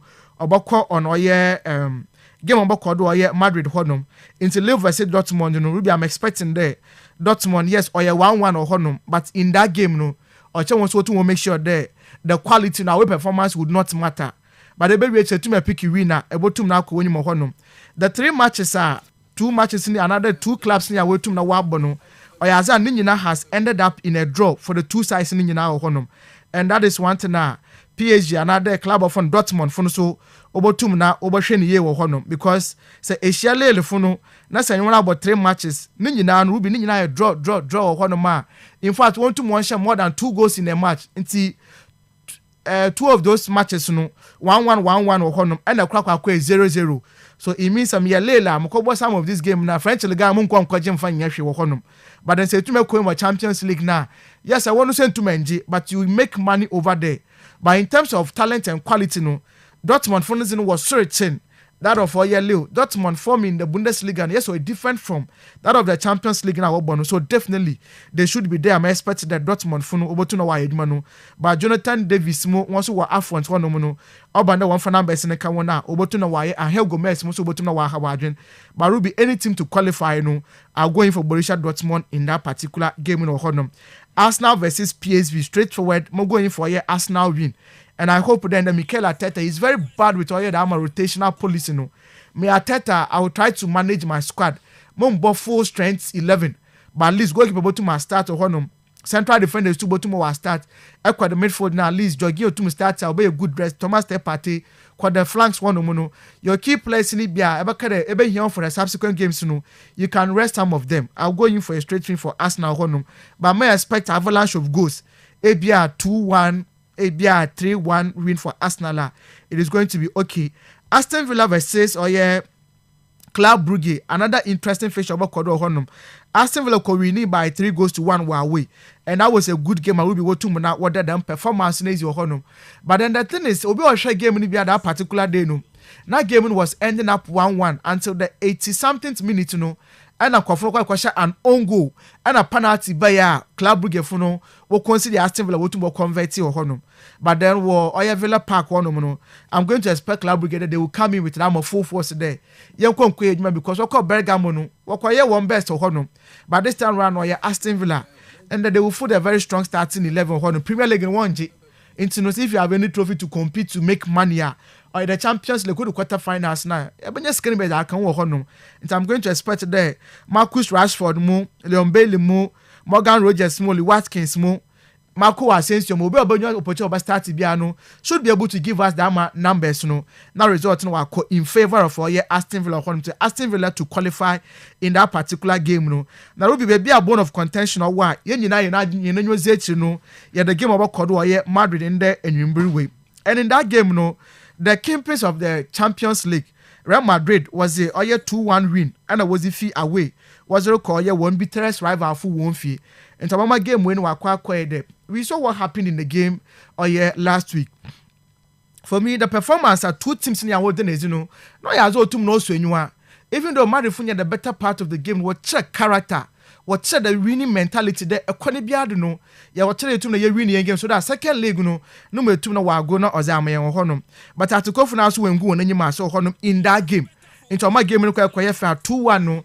Obi ababi senibia will tell you that it's still an open game obi abo to no be qualify or honum nti say take coach our friend Diego Simeone even when he lost that game no still now no the 90 minutes now work no will be anything to play for into the perspective for the two games when you know Ruby or say to put in proper context or honum now say some of the match factor but this particular fixture now interesting Atletico Madrid. The last 6 previous Champions League knockout matches are Wabono Oyaza Numu 3. We tum na qualify Wabra we lose the first league in Honum. The last 6 Champions League knockout matches are Atletico Madrid Wabo. Now what first league matches we lose either away another no. The second league matches no we tum qualify into Numu 3 times no we tum na qualify and 3 times we tum na qualify Honum. Into Sebastian against Bayern Leverkusen. Last 16 or 2014-15, the first league will lose away, but Obetina feel but overturning that fixture no honum. Leverkusen once again will come against FC Barcelona. 2015-16 quarterfinals, no so first league no lose away, Obefio overturning that fixture no honum. And a 2023-2024 last season against Inter Milan, similar thing happened or honum. Away when your favorable result, Obetina feel no, they overturned our Dama fixture no. Into if it is anything to go by, just last season, into going into this particular game, no, or she won't see me there. You support the situation way now. At least 6 times, 3 times, you to me, Abbas no watch there. Yami one day you Bruce won't to no one quiet down my feet in the honum. And once again, so I shall Madrid desire. Ruby when it comes to the Champions League. The last time a Madrid walk ball, Champions League, no, now run off for year 16. Now first league, no, what tum now once we win or honor second woko Lucy, no. Was 2018-19 season and the Carlo Ancelotti no wotum na that game no okolusi ohonum until the 22 times the knockout stages run of season Madrid wa bono oyaza no 21 times no Madrid will advance to the next stage of the competition. So there is no two ways about it today. When it comes to this moment now, Madrid funu when you ball honum until 22 times no 21 times way to my qualify honum no so interesting for us to watch honum. And once again too no so Madrid versus Real Madrid or Atletico Madrid for one fear. The last 7 games are way to now in all competitions no. Atletico Madrid will lose only 1 game per. No more 3 times when I win is Atletico Madrid and 3 times I acquire a draw. And it is very much interesting there. The last 5 meetings between the two sides no were Atletico Madrid for one fear no or Yaza won't test any defeat against Real Madrid or Honum. It's interesting. We win the 4. And I feel way to now wabo draw honum into Madrid in there. So what call ye Wando Metropolitano honum na. Aya results and said that you good Carlo Ancelotti send then you if he has anything to do or to no break or ye dama jinx no honoma. No see I shall quano to about for that over kodo honum. Now Miss Ruby, another point is what today to you notice why they soon there. Say I said the away matches are Madrid wabo consecutively. With Atletico Madrid now between 2008 and 2014 now. Madrid renewed straight 8 matches against Atletico Madrid for one akasa one fee. Indeed, the Vicente Calderon and also the one the one now to win those matches no. But then this time round no, the last 3 games are Madrid ball against Atletico Madrid no in 17 matches no. Azabaka the one supposed we win number 3 or honum. And after away team another Atletico Madrid we win number 7. And I don't acquire 7 in 17 matches no so we tum na wabo honum. So that should give you an indication about how these two teams so oba na number 1 home matches na obiara tum na offer up honum. Yes, I see bibi wa ha debut. In the Champions League knockout phase no. Sabasha one of the stadiums no so oba one time won't lose matches or honom na. Or yeah, let's go Madrid so oba matches in the knockout phase in the Champions League. Ruby one time won't lose match or honum. Interbasha in the matches a wild ball with Vicente Calderon and a Wanda Metropolitano no in the knockout stages of the Champions League no. Or yeah, Zan Kofi won't lose match or honum. The last time we won't lose match with Fie was way back 1997. I will lose 3-2. Was my Oya Ajax or honum. And since then no 18 matches na wild bar. Atletico Madrid 1 year with Fie crano. Now I acquire draw. Into 11 matches we win with Fie. And I draw acquire 7. And we lose 1. And one I will lose was 1997. International as all interest na no see about the bottom of Kodu in the game of honum. So once I hear when I'm a parameters in Ruby, it puts the game into a proper context of honum. And for me, they I make our day there. So Asha Madrid team now, they pick their movements right and I was winning 1 matches. And that is very clear. Into Bona and that's a water bar, they were allowed the opponent to enjoy the game, And most parts of the game, so pick movements in the right, they would score you. One Madrid, man down spaces, Into last week, game na year, but Ruby said, "Share." Other baby no was that overload the left hand side honum. Into Mbappe and movement called that side in Waka Cavini no honum. Now at the coffin where so one side honum. I wanna Valverde or 2 minutes also that I'm a pass and also 2 year Rodrigo to more take advantage also that I'm a first goal. Okay. And they will try to do more of this and then you bring ways to build. So it means a different against Madrid now. One urban zone marking for before you more honum. Man to man marking for be more honum. And there what chances are take those chances, But in one had the Kakala and Cholotti machine in there. Jude Bellingham is back. Into Kobandamuna in the heart of the midfield, they have the numbers in honum. So Bellingham is back, it will be different, he will start. Okobandamuna, who is going to partner Chouameni Bellingham. Into he said, Bisa Brahim Diaz, look at the performance of the man last week. Sure. Our Kamavinga so honum. And a Luka Modric, who is going to be picked ahead of the 3 no. Now we're talking about support to Fifth in honum. Ruby, I feel and then you will be a good game of honum. Atletico Madrid, it is not over for them. All right. Once they also get an early goal, an early lead, it will put the game, into another pressure. But like I said, Madrid say, Ruby, you cannot write them off. They are still favorites for this game. But I was still wouldn't write off Atletico Madrid. They want to more yet because they also have them numbers now. So what kind of was there? Because what the baby no more is a certain Julian Alvarez out of nowhere. About to know creating a show honum. Alexander Solot move when you want to web Antoine Griezmann new experience in the team obe ball honum. Conor Gallagher also they are there. Honum they will still have that numbers Now once we tune away different or honum. Goalkeepers too no Obiano by important in the game. Into Jano Black and then Asha Courtois. More saves might not save the day. But then so what points will too much more goals or honum now. All right. We will be interesting. I still have a belief that when it comes to the Champions League, Madrid is definitely the upper hand on paper of this game. But it will be anything can happen. May the best team win this match and qualify. Yes, okay. May the best team win this game. Non-qualify or that's all cancer one way. Oh, sometimes will be so on paper. Of course, you can't. Yes, on paper. On paper, Madrid looks favorite. Okay. Because it's the Champions League. All right. Okay. But the actual game, now, because anything can happen. Once a big game. And anything can happen. Yes, it's missing them. May the best team. Oh, grandpa, anything can happen. And But may the best team win this game. Lyrics inside Cape Coast. Oh, say. Me too, predict. May the best team win this game. Oh, game. now to predict the NSN here. NSN one year, Jumano. Oh, yeah, you money. Oh, on paper, but of course. About 60% Madrid to qualify, then we will know. Say that's what we are saying. It's for history. Champions League football, Real Madrid. You can never say never to them. Okay. And they are coming in with that much slim advantage. Okay. And it's how everybody say you where you may yeah. About to pick that win or one a different year. Hey, you pick your spots right. Okay. Take your chances. I should go like Boko when you. And to know about my buy the margin in that game, especially being a derby game, then definitely. And that's what I'm saying. Why? Lyrics inside Cape Coast, Barcelona all the way. All right, thank you very much. And good morning, Miss Ruby and your pundits. I told my boys yesterday at school that Bayern will not score less than 4 goals, and it was so. This is our season. Sebaya inside Zion School. Also say no. Say no, I'm share you. I'm share 2, but on aggregate, and I acquire 5. Okay. If PSV qualifies, Ateta should know that we Ghanaian Arsenal fans will come and sack him. Ne NC da. Abba 7-1. Arsenal Kofi Muneo Emirates, bro.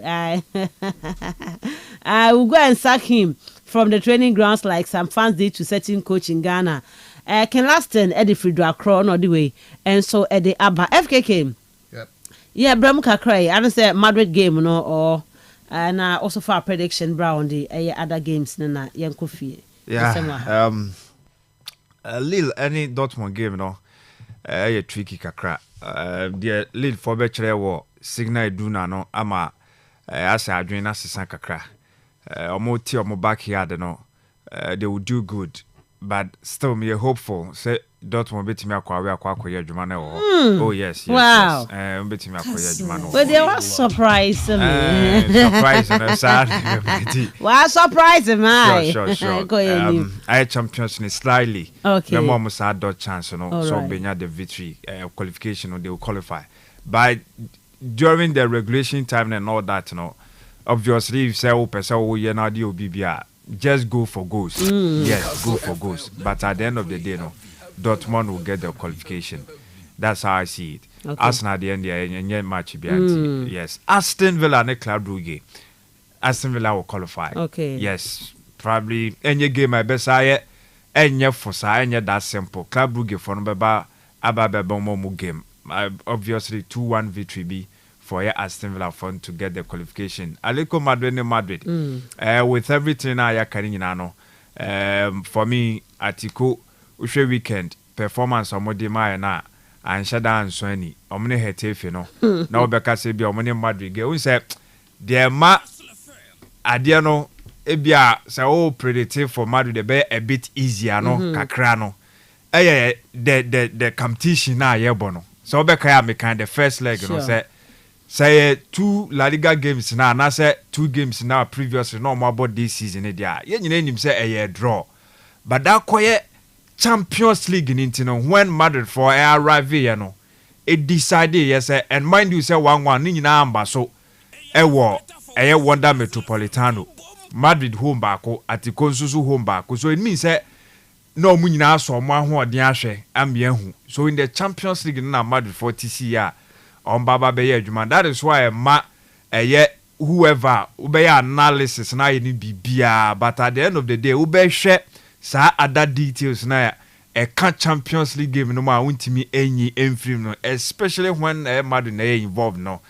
And so that is why I believe say with 2-1 no kakoye draw party akabe very very difficult extremely, but draw no with Madrid they be abaka say omo options no so ababa bembo e bia Mbappe de no na etwetwe aso kakra de, but me hu ni say that PR gimmicks no no mo Okay. Yes, I see him so betimi I started that game now. Talking from this point Eba Atiko against Madrid, it was Santiago Bernabeu. Madrid dominated most part of the game no, and omunya what needed with the game no. Atiko for and criticize chances ni be bra opening spaces no na betimi abo mo. Wo home ne there be throw in everything. Sure. Obviously Julian Alvarez scored one of the stunners, one of the beautiful goals Albania in Champions League this season. But apart from no more shada nye bibia hu bia wo mo up front no, but wo home no be nyoma bebre. In fact nyoma bebre ebekom trying say 50-50 balls, sa aggressiveness no on the part of mu game no ye be hu na mpe bebre ebia that first like yellow cards na ya nche den hu no. This one no what go home no, they can do anything with their supporters no. So say ni nyina room na so obi antimi agade against sa fluent of fire cards no, say reference no be flash no, say basa bebra e be ma nyoma bi ingredients bi afri ye game no mu, but so more come on nerves no more etimi abosa game no boy in the first leg na me hu ni say you build sa witness that wonderful and beautiful game no. Maka mama enra me call for 55-45 for a PSG and a PSG for netimi 10 or more no. And one muna mikra after Madrid ni Atiko and them can say still a 55 for Madrid and 45 for Atiko and one muna me da sukra. I think say Madrid still was our favorite third green so betima call Medford no enye case bi am for Manchester. the last started Ibrahim Diaz and those midfielders in it because now Jude Bellingham on any day he is the starter and now yes so I think so yes by be they no can here say nay Fedi Vavadi or ono so be bob midfield hobby okay e kire ho no say my solid by say e kire no no or the neighbor call aqua right back so it means yes obechu sibe kobo by force Chomeni anya bad in that first leg so was cemented side in position so either or the Sekamavinga na beka ho statue so the Ibrahim Diaz na beka ho statue I think say be Jude Bellingham Chomeni and the others so I think say there for Oyekalo and Ancelotti to pick so 55-45 in that game. Okay, me da say FKK Edia no ntinyame adman numere betna say by 7 p.m. ni atna say ba kokpie mu Riyadh Air Metropolitano si aton TV friends stadium no name right no ye pesca nti Saudi for no sika buamo so nti Riyadh Air enche bi Osman obafu bi why and how they say Emirates ni na the Emirates na the we twie o say Adam Yafu plana me say enche bia Adam say Adam Yafu say Emirates so Riyadh obafu bia nti no Emirates and Riyadh Air the Riyadh Air na be call akwantie na ewo Riyadh Air Metropolitano no article so mo so say first goal say the PSG na I say Liverpool dey na akoye draw nyan so bia be call extra time akọ nti e be he dey be si anwumre yi that game nim si anhia na anwumre yemfa the commentary number 1 Atletico Madrid against Real Madrid first leg 2-1 second leg ne ba so nyame yadom ne anwumre 8 p.m. Yemre fie na afie medi nkomo local news a yabo no ni mu it's exactly 8 a.m. on Kastle 90.3 FM yaba sisi God no go do us yawa. That be why we they come your way with urban gospel. Do you want to feel the rap in gospel music? Do you want to enjoy Afro pop gospel, hip hop gospel? Do you want to feel the street way of gospel? Then listen to Kastle FM every Sunday from 12 p.m. to 3 p.m. Urban gospel, church on the street. On the first day, and again his back on the third day. That's why we jubilate in his blood. I can't even pay his mercy and grace. Chow, chow, chow.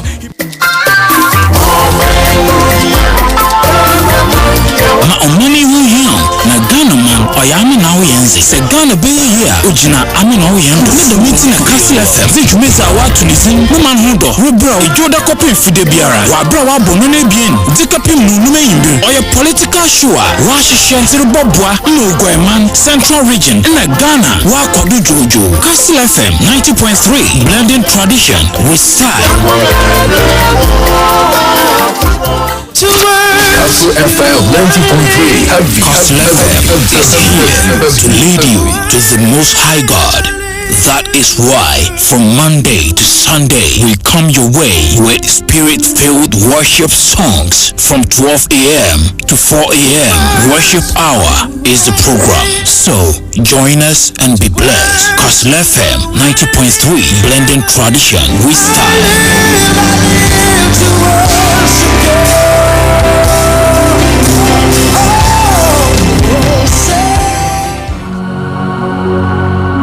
From the center of Ghana, from eastern part of the country, from the western part of the country, from the northern part of the country, room to room, house to house, shop to shop, stereo to stereo, office to office, car to car, beach to beach. It's all about Kastle FM 90.3 inside Cape Coast. Hey, I know for better for worse. Kastle FM is here. It's caught in no man's land. It's Marley! Kastle FM. The sports king, the real sports is here. It's caught in no man's land. It's Marley! Kastle FM. The sports king.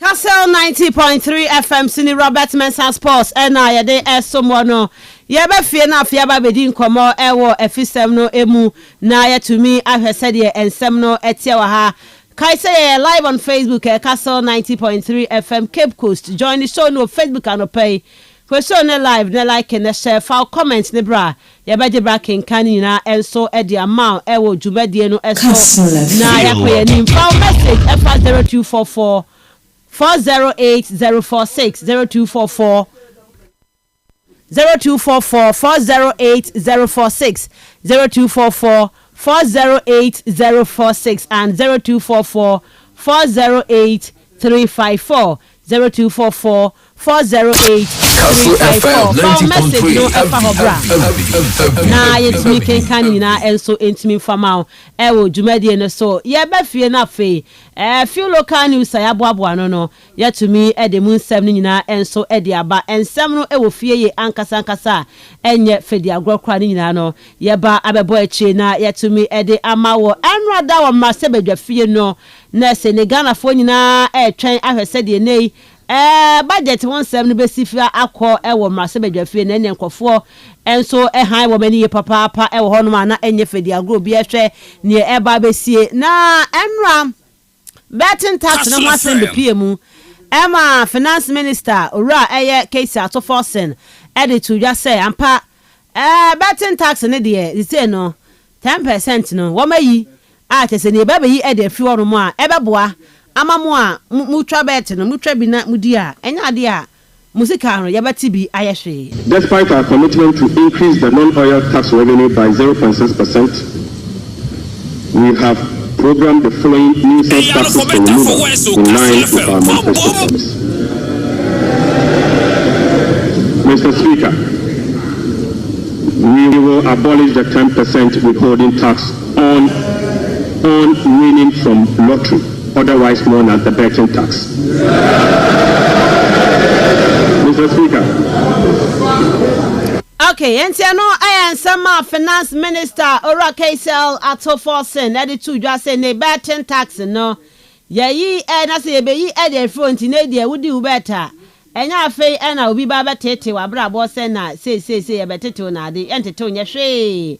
Wudi ya sikani nyina eye wudi enei ode san komo no so no etumi ede atudwa yenko yanim na yemfa ensema kache no entumi emfa to aso ema etiefo de enei Black Stars of Ghana enche bia enwa Nigeria squad ba ye nyefedi agro enche Ghana squad ne beba ye bebo games yene eye Chad ene Madagascar World Cup qualifiers no Emmanuel Ajimaibedu, former Black Stars of Ghana player, said, no ni penyifo na Ghana for yen lanchi eye Operation 6 points. Operation 6 points.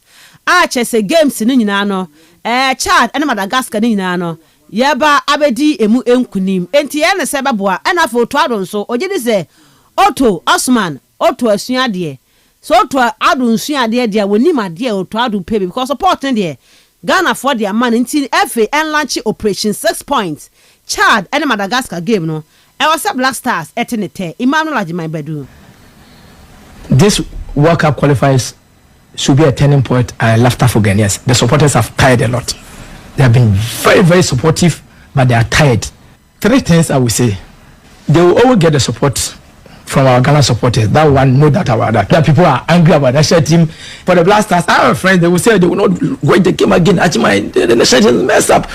Then, Black Stars will be playing, and all my friend, and the scoreline is saying, they don't hate us.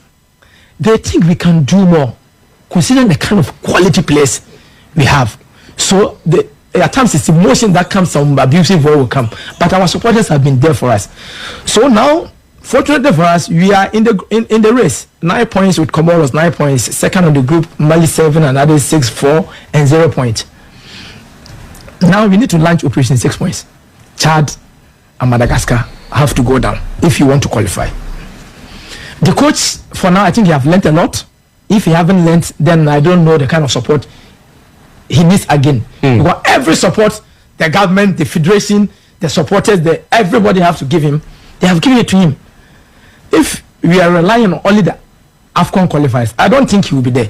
But the FA still get confidence in him and give him a new contract or say, no, you can do it, stay. He doesn't have anything to go wrong again. So we will support him 120%. Operation 6 points will be launched. Sama Emmanuel Ajimaibedu Edia to just say Operation 6 points. Now, yentumi enso emfa nkwa yanim na yehwese kwan bia so Ghana ebetumi edi enkunim. But on the day are you return to the Black Stars enkofo kan wasem no o say amafo na the day on retire on don't drink the day retire the day bobo de bia obo nje se coach ne pe no na the day so hu se na pomodi ni gina yie na so betumi Black Stars de bia de why not the day nko so amone ball e ma ni tete de obi aka na won retire Ajman on the day you were kind of say on the side, if I can speak to him to stop playing for the national team. Yes, he's my good friend. I spoke to him like 2 days ago. We speak about a lot of stuffs. But Nana, he knows his body more than me. If he thinks his body is still responding, he's doing well in his club. As we all know that if someone is doing well in his club or is playing well actively and the coaches want them in the team and they will call him, it's up to him and the coaches. He thinks his body is still responding. He's doing well in his club. If the coach thinks otherwise, you will support that. If Andre tomorrow he wake up and says, I'm done. He have had more than 120 games in the national teams. 8 African Cup of Nations, 4 or 3 World Cups. He doesn't need much from the national team, and the national team doesn't need much. He will be very appreciative to what the nation have done for him. But let's leave this for him to decide if he still wants to further or to stop. I don't want to go on that tangent with him to ask him, no. I don't want anyone to leave the national team with bitterness. Person be a national team no amra. Also why ho adwen boni bi odi ho ya. Person ade nti de na he no ho na se coach nso hia na ade a ene e besi wa. Banye se force wa de. Also the day you were committed or you committed. Ache se nei na do hwenya se o de Ghana pan ko be trophy bia my Black Stars. The day nipa also the day nipa pa. Passionate. He wanted to win something for the national team. He wanted to win African Cup of Nations for the national team. That is a fact. I've had a lot of talks, a lot of meetings with him, and that was what he wanted to do. He loved the national team. He loved Ghana. That is whenever you see him on the pitch, everywhere he wants to bring everything out of him. That is what I can say. Very intelligent guy as well, and he received people very well as well. Emmanuel Ajiman bedo de to dwafa Andre the day ayu ho yenko eno ankoma ebedi ye fa nsu atremanfo a omokobo samates na omo tese nkofo pese omo atake omo ne ade nyina no Eric Alexdede kane nsu atremanfo general manager ose no kwasem ni ne akeka kono ene manyo ensi ho no mawo nyese bi esi pole awie nti bibia kwakosi obe champanyfo ene se national security krana omo form hunyim because one hwe ya no be afa kwan be so akodi nso ateman team no ewu. Clearly the signal this is sending out to the FA and everybody involved in our football is that this issue is not over. Anybody who thinks the gentleman has been buried and so the issue is over, what happened is a clear indication to all of us that Team Nswatreman, their players, their technical team, their management members are not safe traveling across the length and breadth of Ghana to play in the Ghana Premier League. It's either we are going to see it as a national security concern and give them adequate security when they are traveling. And yes, Eric Allegedly to just say FKK. May mu party who nimfa so say nkofo no ebetu kwan anadwo. Amokwana say ne omu tumi na dia ene de omu pebe because so omu be travel anadwo pa because police for di wani mu pa omu tumi ni wani ma fa nkodu nso atere. Enti no anadwo akwantuo de e wo say animanimu ya no so atre team no omutumi twem. I also think even traveling in the night is not the best for them because you never know what can happen and the police will not lead you all the way from wherever you went and lead you all the way to Nswatre. So definitely they will get somewhere and then they will leave you to go alone. So traveling in the night, I think for now is not the best. It's going to cost them, but I think it's much better for them to pay more and preserve the lives of those players and the technical team and management members who travel with the team. Eric Allegedly kane general manager de ma Nswatreman team no eno de sansem no de atudwa eno course for asetina ne nyina efa na pole ewu no ho na lawyer Safuduku wono na jamu de ma kotokona fe pole na okachecheche mu se eno ade todwa court no wo de mu nchemu ma yese. The second case was called. If I say the second case, I'm referring to the case involving the 6 accused persons, out of which one is still at large on the run.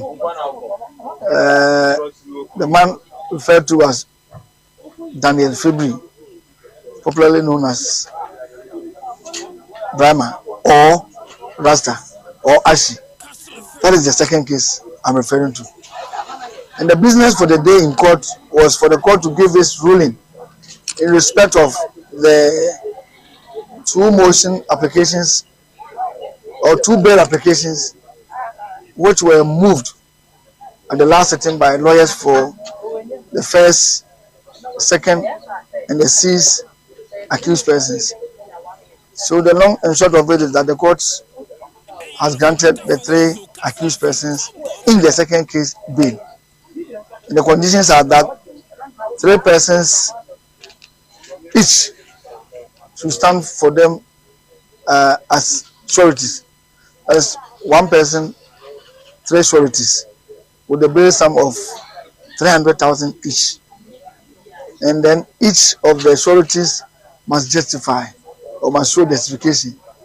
Showing justification means that there should be a proof that the person has an asset or something which worth the 300,000, so that if the accused persons or if that accused person absconds or runs away, then that person will be held responsible, and then the necessary processes shall be filed in court to ensure that the state gets the amount involved. And then another condition of the bail is that each of the accused persons must report to the regional police CID twice in a week. And then finally, they are not to travel outside Sunyani or in Swatse with. Enu asema lawyer Safudu kuade tu dwa ona jamu de ma eye pole NFA kodokoti mu no so ho no masem ni mu na ukokopie mu a lawyer for eye the accused no Ora Moses eye oba enso gina mu a ene 3 accused persons on remand no over the murder of Napoli no have been granted bail enti no ono so cheche ma yehu sede eno so ehon sem no enso esi efa ekwa ebekwa kwakotie se ono so ka eye ne sem no eye later on enti no sa na ehon komo no ekwa kosi a na chese ne 3 accused persons on remand over the murder of Napoli have been granted bail eno ene sede eno so ensem na no a ekopie me okota ye de ama ye tie for raketo kreku na we running unopposed for wafu B seat ewo eye chese ukopie mu a Esco no so ewo eye chese calf enti lady Cairo abontene so racket e be confirm no na ne calf Esco no so no wakọ akwakọtena so bi ewo mra wokọ unopposed enti na no sa ene be kwakosi e honum se ne owura so eyiso kwa yo mo se penso so kọ e friend saying second term unopposed ewo hono ntino sa enetie Kumasi Asante Kodoko ni 11 wise FA Cup game no ene ena eba so Kumasi Baba Yara Sports Stadium ntine Baba Yara 3 p.m. 20 Ghana 50 Ghana Kodoko 4 jintom so obi amra na FA Cup game a mobo round of 16 no omonfa eye 11 wise echinka from na for mon qualifying kopie mu ewo the quarter final se no enso ne nkoma ababetodwa wey any few local news no pay ye boabo no a ye de ama ye tiefo ye mra na afabudafo emo na afi ni ho enkoma wie be phone lines na afi wo so do adwentre no e de abaso ebi. The real sports is here. Boy, it's caught in no man's land. It's Marley! Kastle FM. The Sports King. Kastle 90.3 FM Sunny is 17 minutes past 8 on Kastle 90.3 FM. Yedin komo. Fisema hodwa ya boabo no enene ye ba be hwe na ye bie mu ede ama wo. Obetime do message aba 0244 408 046 0244 408 046 and 0244 408 354. Osman, any komo kakra. Mayam kwa Cairo na yenzi wanu komo kakra. Mazda keto kreku. So all kono post. Nitirunkwa.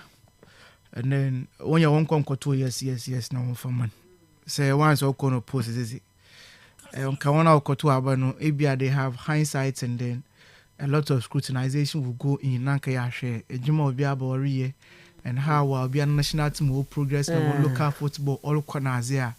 One football in general, Abia, they will have a different idea together. The competencies of Nimpana Okoto no Dabano. But then Adama level no, we go beyond just Ghana. But the Yeshe, Mozaba Kobwa, Africa. At least, Oba as the Wafu Zombi president, no. A lot of the competitions are we host to Kromade, Manuswe to Mwaboma Waye under his leadership. If he is now on yet, but it will be in as much as he will complain about if he is not to I feel there once we could have stage, you know. Now all corner post and so yes or no. Yeah, yes or no. And I doubt that we will have to know there. 1-2 from man. Maybe a competition can be more can be sure. Maybe I can one of the some of this scrutinization, no, Nanko Baba. But then in the Yakupona and Adam unopposed into executive committee, no, or Kodo, and then by and large, and so Babo man Ghana. Because say decision making table, no, say will be of a woman when son so would be at least or bois any information. Changes all Koduna as in you can be you're able to prepare yourself better. Now call you any more honum. And there be a business question in there. What would Ghana football stand to benefit with all any position now? For me, that is the most important thing.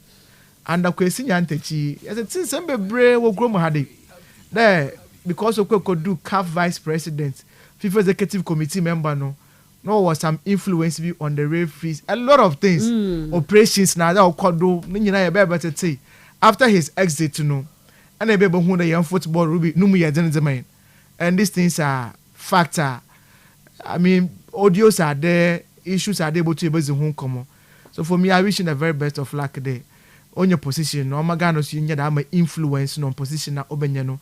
Now coach someone about Kastle kama. It is good for him personally. But yes, you football, you who there, you no mumbo be abeba. Patrice must say Pesimish it is good. And the yak have gone home some.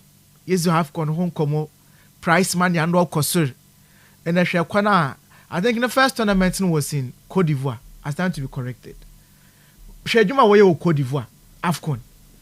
The mileage I won't. Last time, no, that was in when broadcasting rights, social media presence, Sika won't. And I'm for Cesar profit I won't as CAF organization under his watch, no, or as a BBR concern. Ruby, I'm not surprised. Because I be who is a hayatu. It's a hayatu na CAF na AFCON or then. I'm here formality. Yeah. I shall facilitate plan as about AFCON now. Nothing good to write home about. I had them a year aguri be. Ninya call them disrespect no or no. Amad the bay. Just few years. None of was a corruption tax no.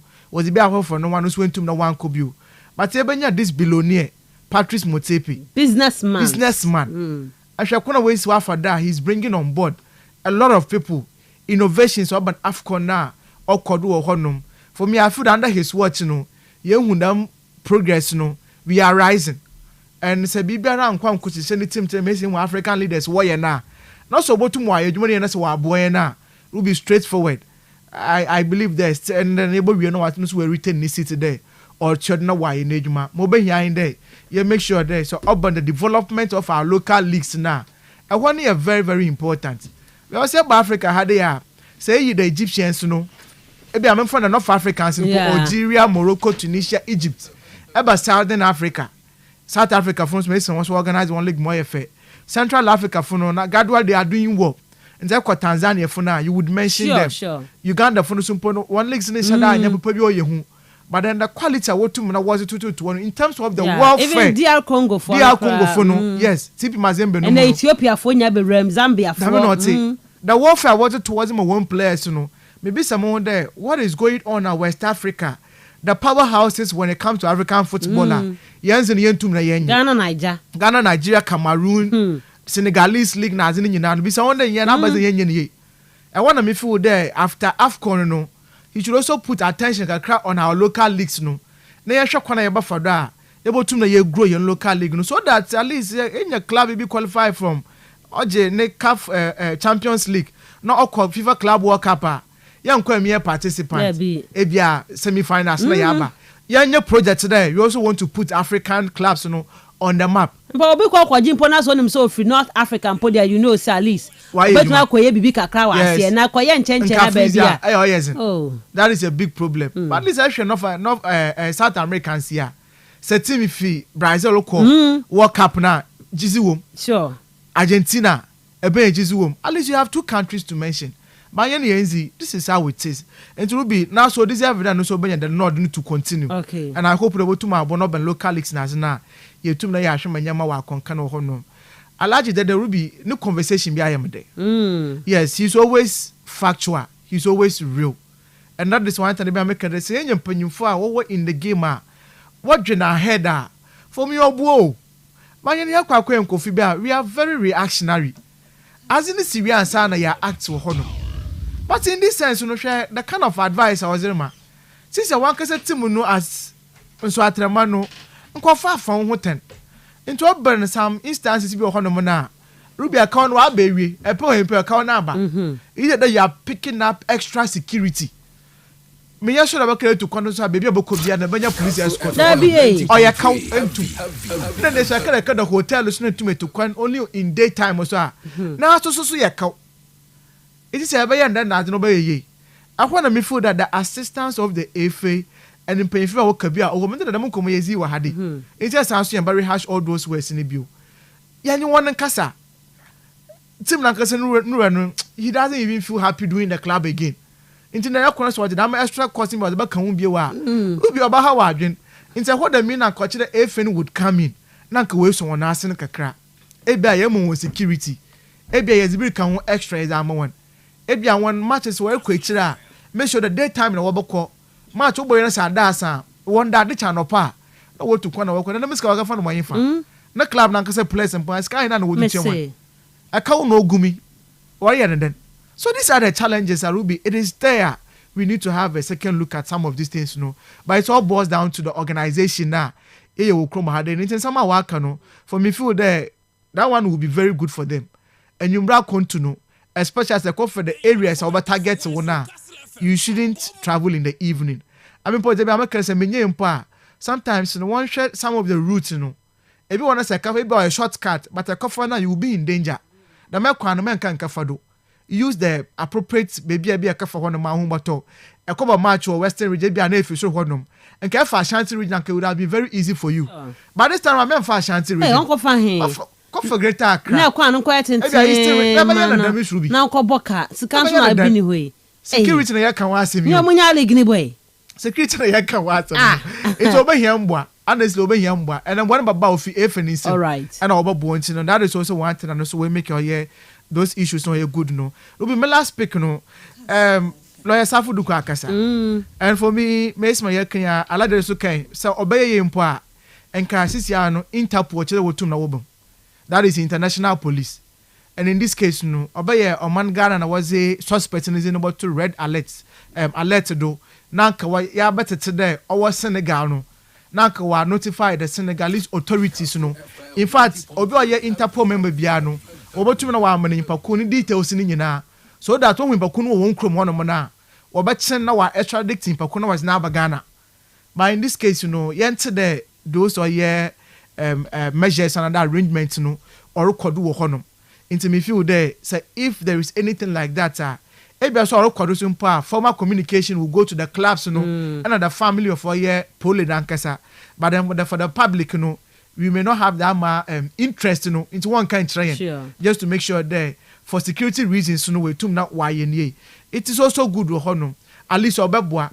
But the bill issues now are could and we said the prime suspect and obetche intimate the sureties na this is about procedure. Sure. And I also to more because them Kofi as it stands now, there is no linking evidence or there. One of our committed crime. There be. You put our year in the city and identify a suspect. And so now about your suspect no back there. Or see A, B, C no bomb pay. They young quiet. announce there wakado yan kwana ya fa ya san kaka kan but wan kada mun kokun then ya kwana wa start e bia manslaughter wo ba charge those nkofo no na no nyipa ko no wa charge with murder so those so until then there only be against we no evidence be against we mu there untumi enkura wo mo prison until mama mo be until mama mo be no until se nya da mencha but so untumi free sunya ne ho nko ba bia omo ntomo mo na ho na untumi ntira the man not but then nyina so bagina obe subject to that will be cooperating in them. Okay. Because I kind of 1 year, now you put to Mukwan as it be to walk or cheddar, but I say be to Kana, a bayana then. Okay. It's in the Yabajina how over fast in case, you know. Oh, yeah, but then sometimes, you know, court and form, but then, oh, yeah, against the fundamental human rights. Once there is a suspect in a way, when Osimo no quite so only you are, then court nation, but it will still hold. Okay. But for how long about Kodo Honum? American Yabajina on the corner will be over for that. Once I came for Conintum. Now we tum na we case in time no adwebro na nyina be sre dey o chere otum na oba ohonum the day you miss to be or football of course or football minimum why be kase coach here player our tenant what is your problem Ghana for mo ba justify and oba ontum ombo so but my my result na I mean Ruby I see nothing wrong with it but sometimes when you so you here so there ya wa camp no ye mpeda ma nchiche mu no and then with some of the figures in wo honum Ruby yenya da ma team unity no because the day batase there obaka national team no ho a oba start from the bench ana but no so coach put uniform how would he feel okay sometimes our emotions na it will transcend to other players you know I am na yenya da ma cohesion obobo ma team no wa konanyim tse coach ni be hia Messi monye the others kaka say na pataja atum there captains no he is not interested when you mean film no fa maybe mo no I mean, it is also good. So, about to me there, this is the role I'm going to play for my players, you know. If you are born a room, but they are going to adapt to the numbers. More morale, more confidence, you know. I be that you who are the highest level. Come and help with the team. I mean, Ruby or Honum. So it depends on what the coach would need from the player. All right. But so here on the football plan, I mean, I'm the coach no the result. Of course. Because my results now as Ghanaians, you better try and add performance-based contract. I tell you coach, you know. These are the issues all honum. But I mean, why still now we still have issues with players who would come in or not. But the work quite conversation is definitely a busy. But so coach could hear play now, Ruby. Me, I don't have any. That's also a bank one there. Only problem. Absolutely. The end justify the means. That is the result. Of course. So, but my results now. Who am I to complain about? To be ways 34, 35 into no. That's not me on Bobby Wana. Me da say, Osman, the Vanguardian no FKK remember how na fe faka kraka ho. I think that the day you there no issue be a very big discussion because your team no nyoma nko ye mfa my end. We say feel say you that experienced players no baba be shema on betimi aboy am media akọ. And the coach no so amanfo nhyeda ngini ndi papa. And so decision making I dey the amano. We've seen some coaches CBS where take decisions, elevate out some players justifiably on being resource no they are complimenting tea. Yeah, resource now kind no asem resource now kind. I don't know who said the day I need training ya no ntina AFCON no ya ntumi an qualify no. I want for kan wasem ti no resource na ma for person mo try so mo the best baby bebre. Owo hokra performance na enye enti enye so free okra keke but what I'm trying to say is that your team no obviously we should be a lucky maybe a leadership no what pitch and also and also attitude that some players no as a man for who knows so more in kwam ho no tina majima beduka say the day you at the national team no and obo who sadia no opeso winni me sure say player bi obeba national team bia na so obo team bia no peso winni bibi sure enyo no kwa but as ono ne dia no uhu ewo ni bibi a oye bia mu even time I nyoma nkuye kra mfama team na uhu ono ne dia no ne nsembo na amanfo mpe but uhu se opeso o kire bibi opese o edge team ni on so mo enye bibi no munya resource no so eno na majima bedu ede elinke ono ne dia ne se na opeso wini bibi ede mana same no hwa atin se no ne dia owo ede bro mo dia omo hom pempenso yi and so eno ne the only thing I obetimi aka so lack of leadership on the pitch captaincy and 70 sanyo mani nyina no we na every year no so na ma ye nya resource and the man ka say Emma Utuado as a wunya sa challenge no because coaches mu bia make take decisions they are getting the results okra ru ebefi supporter na wo ye kind post obi mpo any home kind pano enti and this discussion as the bia na kwa na asaba ye try to be make changes and ye makase de bia na adamant to change as ye pese season free bibi mu a ye din de mai de bia na ye ni akodi yanchi and so football no sa net here Spain for no timi make it do it why man for ball Lewis and week about so the time no make sure say obey sa perceived and kokra for no nyina no afrim Sergio Ramos Sergio Busquets crowd no ta friend no bako but do sha sa players no mu nyina ya active Sergio Ramos make so ko PSG crowd no friend no and oba be pm so Sevilla ani nyina no but no friend no o ka say this is mra o say ye Spain team no yesesani niema afoforo eba and na ohu sa positivity no in game no mo ebo and kakra o prepare sa team ne de to no Luis de la Fonte eba be so no wambre and o mo kokoji Euro straight up ye de ne ntimi nya ne ye and na say aye den de team de amount de bia that old guards na asen ka mo ball no ewo honom de enka emrenie ubetimi a make you do with that dem and okay but the fact say wintimi enya no the biano they will come into the picture and also they will come into the discussions amount for betimi abom within 20 enya obi ma ne mo number 10 yes the biano say breast honum so coaching eka ho players mu bi so won ba adwuma no muntimi nya ne ye de bia obefe omo asomo enya bi emba no anasa yem from no ntiwe de enya obi na akose sa de no the coaching na adwuma na enso ani players no so omo bo muntimi justify omo no and also so eka ho biti the day he will always come into the picture and also the discussions no enya ne fault adwuma bi a wa ye dada onja bone de bia ne din bebam Ajima Badu say and Quali BB 6 points there and 6 points Chad Madagascar 2 games near Bebontin or Canasano but I was here thinking beyond that and of course I was at 1 game at a time sure ye be for maybe say yes I will Quali BB operation whatever it's all about say ubetimi operation obeka to ho but na se wantimi anye ho adwuma what I feel is say ye sa 2 games in Krampo free on ma other important games one my betimi abo even after World Cup qualifiers other games you betimi akwa but no na abase of course the focus how to qualify to the World Cup it how to qualify yenim page no so ne kobo ne she ne qualify that all launch operation 6 points launch one after launching then you start no what the menji side in the short launching is side no menji ndi football nearby a World Cup qualifiers. How many points they involve? How many teams they new mobile? Okay. The points draw now, Begino. And no NI here. And say ye the year into quite operation this. Now I know a 2 win and we are no Siana. The next move. Me say me per me nyadwen wo ne de na waka no. It's not about say chinchina or 7 nyadwen. Me ne nyadwen say chinchina or say ABB operation.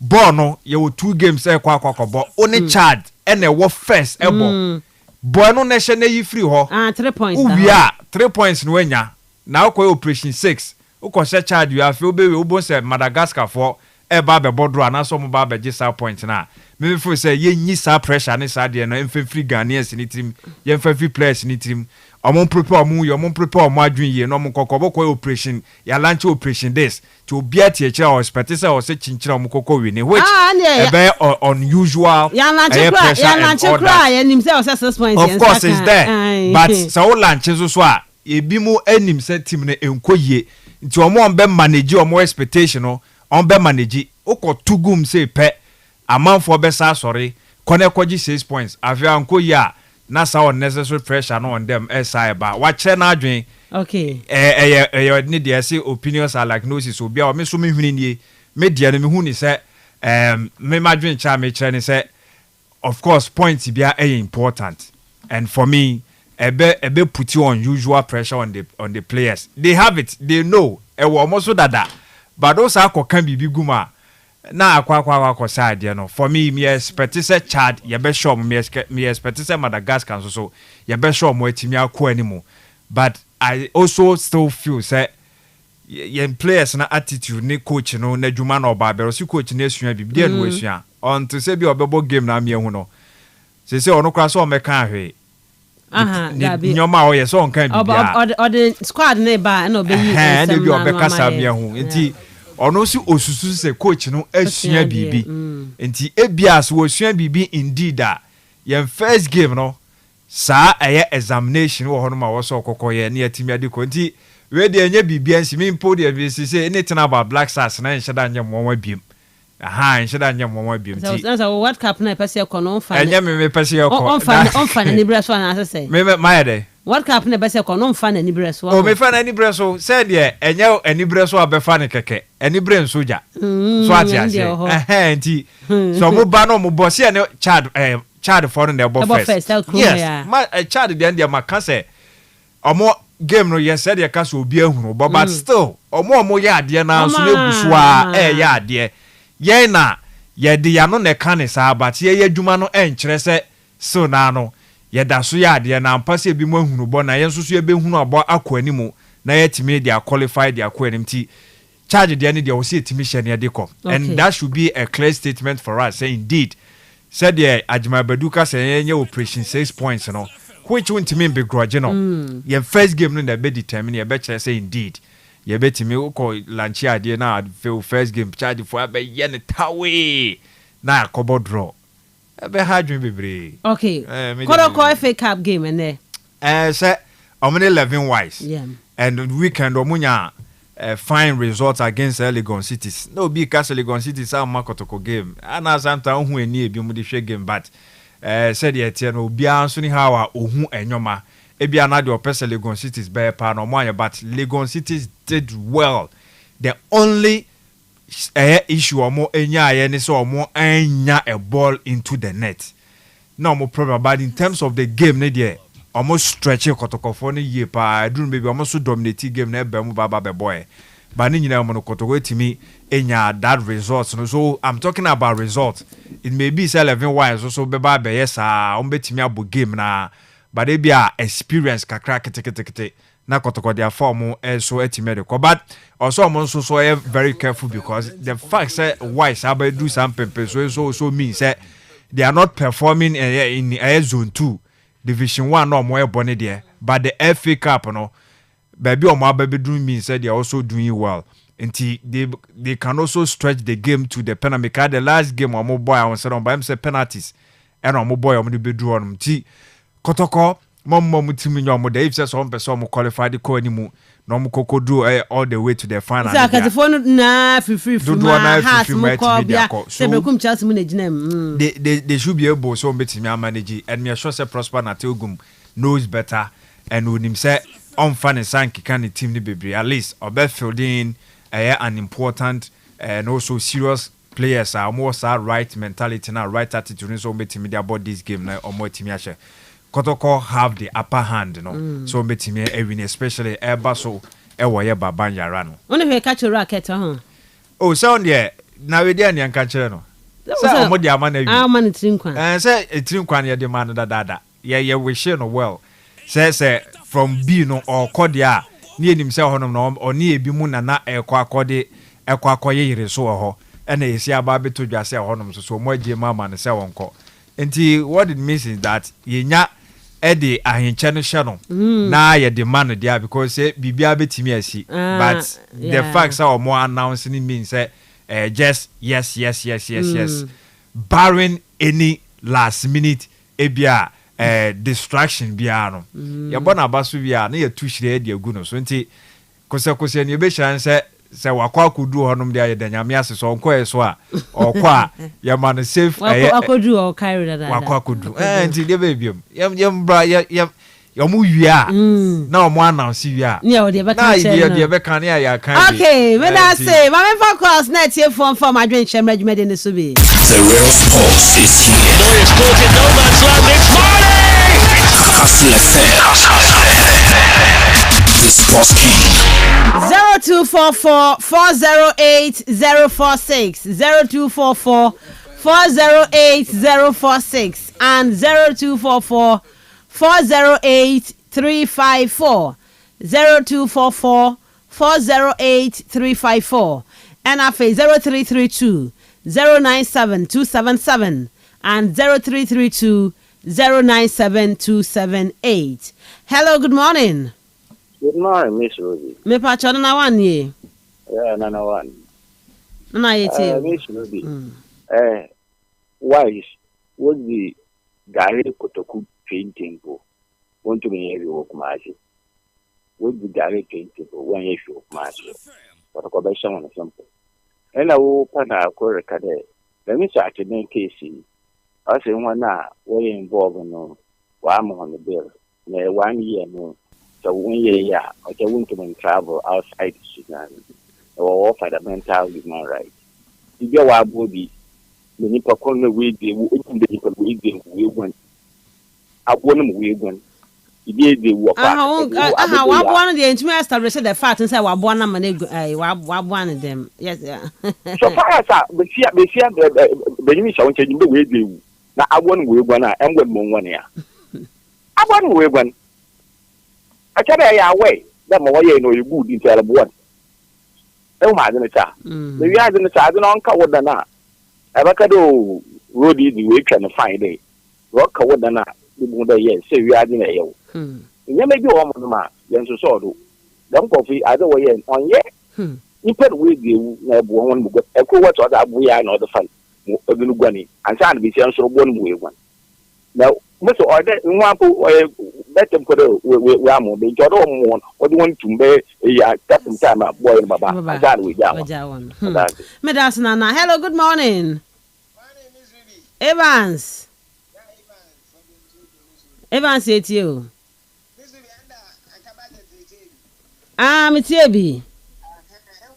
It's a name for you. I tell you, what's in it. Wait. The way you feel. I made Miss Ruby. In fact, Cat, a generation, a other mental, and a good luck. So, Kwana experience, no fan by a league. This is a hair leg, no one say, no packaging yam, a calf. Or you find the woofy. Why would now put insensitive? Now, address a kitchen up on the neck. I said, a yama. Oh, on some band up, it says a woofia. And now, Kabana, if you're for Southern Pie, was it all the town waiting? In the a Damalaka day, Uncle Kushi Bibi, no fan by a Heligny, no Helignoya attractive. Miss Ruby, best man that or sea war, Amford, Yada. Atuko to once or so be a catch at the ATM and oh yeah, you might oh Atuko no more no monjik Sunday. All right. No in there ATM and Bob Medase, hello, good morning. Good morning, Miss. Me pacho didn't be free and free. I'm the very young Kastle Mensah. Me pacho yeti on pay. Okay, I said the years you are now. I say we will abolish. We will until be here for you. Sir, I will come on with you. I say, if you know more than one, Umbala years you. What kind of way you're moving by your mother? Okay. Hello, good morning. Good morning, Miss. Me pacho din baby free and free. Agenda, because if you come from agenda, it's you. One day, and I didn't want to contain a Madrid fans. Nay, I prefer PH for Bata. Mr. By Liverpool, or Maro. Suma, Mr. Yabo, let's face me, or Bias Liverpool Ajan, and so she and the Moko to one. Mr. Now, the Mumbai, Madrid day, Corner score 2-2, match or a draw game. They say it was like a club great in 2-2 correct. Okay. Mr. And Asna, as a issue, yeah, well, we were for fully. one thing you know on complete game we no me Miss Medasi agenda. Hello, good morning. Good morning, Miss Ruby. Me pacho din baby free. Kwesi bata kro. Me pacho. Yeah, that's it. But kaka mo waka security aspect waka is chairman say I don't know. Any Mrs. there asaman like to wait. This is what the security someone board the security police guard went from one point to another. Not what one man coffee be two there 1 year only man. It went down one call. Let's be this. Team cry. One of them at the master team. Over that side and all the war attack one. It's also a federal revenge. It's a. Also, Enya mom kwano binko yo bibi. Yes. Yeah, dama. Yeah, dama walk. Personal when you is so much woman. It's when you have the master and can one more for free. You move freely. Now send this team on your other side now. Well, some no ben on one side. You want to watch also. What pedal will take the main war event? It's almost a one to win 1 month 1 year pre-walk. Let the man walk out. 2 more on pro one born. What is so. What the man base 1 kuma was a cock. What was the message there? Skip a day up over attack one. It's all cool to a couple of papadia. It's confident to win that one. Okay. Them security aspect. No one you free or call That's it. Okay, Miss Medasi. Hello, good morning. Me pacho didn't be free. Miss will come at hand. Oh, I'm part and I get you. Miss will be in the old segment and I mentioned you a program outline. On Champions League Wednesdays in the day, and I in your first segment, no. One your first segment, yeah. Marty, in that Liverpool on the PSG match, it was a good game, but I'm realizing that the tension were up too much. That's a issue game now. The tension here too much. And players will make so many mistakes. Answer they will make. And I say, referee news how original. This should be referee nothing. And Romania. Oh, okay. So your English referee and Quebec Japan is there for 1 3. You say she game no in Canada work review so back there no can or Quebec penalty. Meanwhile, on your them now cause it wouldn't do my game no flow into the game no affair. It's a good game to watch. This will be Liverpool about 1 and about 1. One strength or now on you too much in PSG for no into mobile sign. In South for no so I mean me there in GFA another keto keku of 2 bodies not on you want no on you want kasa. In Obiana Jumba a fine mobile boy today base my collar not fair and son of my ferry king. The police escort ko park Canada. While I can play in a park Canada. I'll play in a boat me feel comfortable about my wonyaja. On ye, it's mobile here and there if you know friend one. On you want in casa. No be on form mon koda. And one no phone I do find one from board. My end them is I don't know how they do it. This will be a new engagement. Medasi 10 hag 0244 408 046 0244 408 046 and 0244 408 354. Hello, good morning. Good morning, Miss Ruby. Boboski. Miss Ruby. Boboski, it's you. Miss Ruby, your best yeni anima sante from wama onye boko. Pole no enyi hina oye yaw. Oye dena wesi. Ye twie mu time wesi. Intumi nsane yanka de pole nsambra back. Oye edwuma. Na mpemfo so ka se mi wose bi fumu kuma. Wo so fumu ndwa. Nti yesre. Ebia pole de akra kopa na ya ahwero.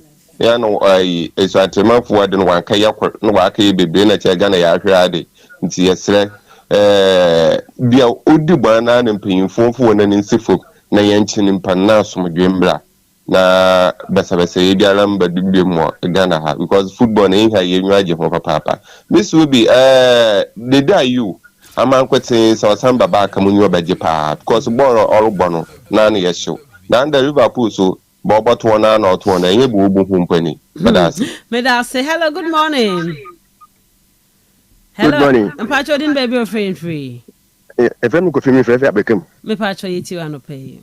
And the me can say blaster we know the admameduka say dede so an wodin kwana so no afi so betumi aboa ye man mo ebeboa na concerning insulatama issue no omo issue na den because we are say no you because ye jayo but once na she supporters ni bi mu the GFP champion for them for no mukankra still that's which I'm for me me so much to me survive this league now best thing is on team hey they me work on because I ask auntie we only then but you be a shanai okay that's it me that's say I can get in ponko jai maybe I'm relegation there I think say Oberton team no turn dey be Oberton. Hello, good morning.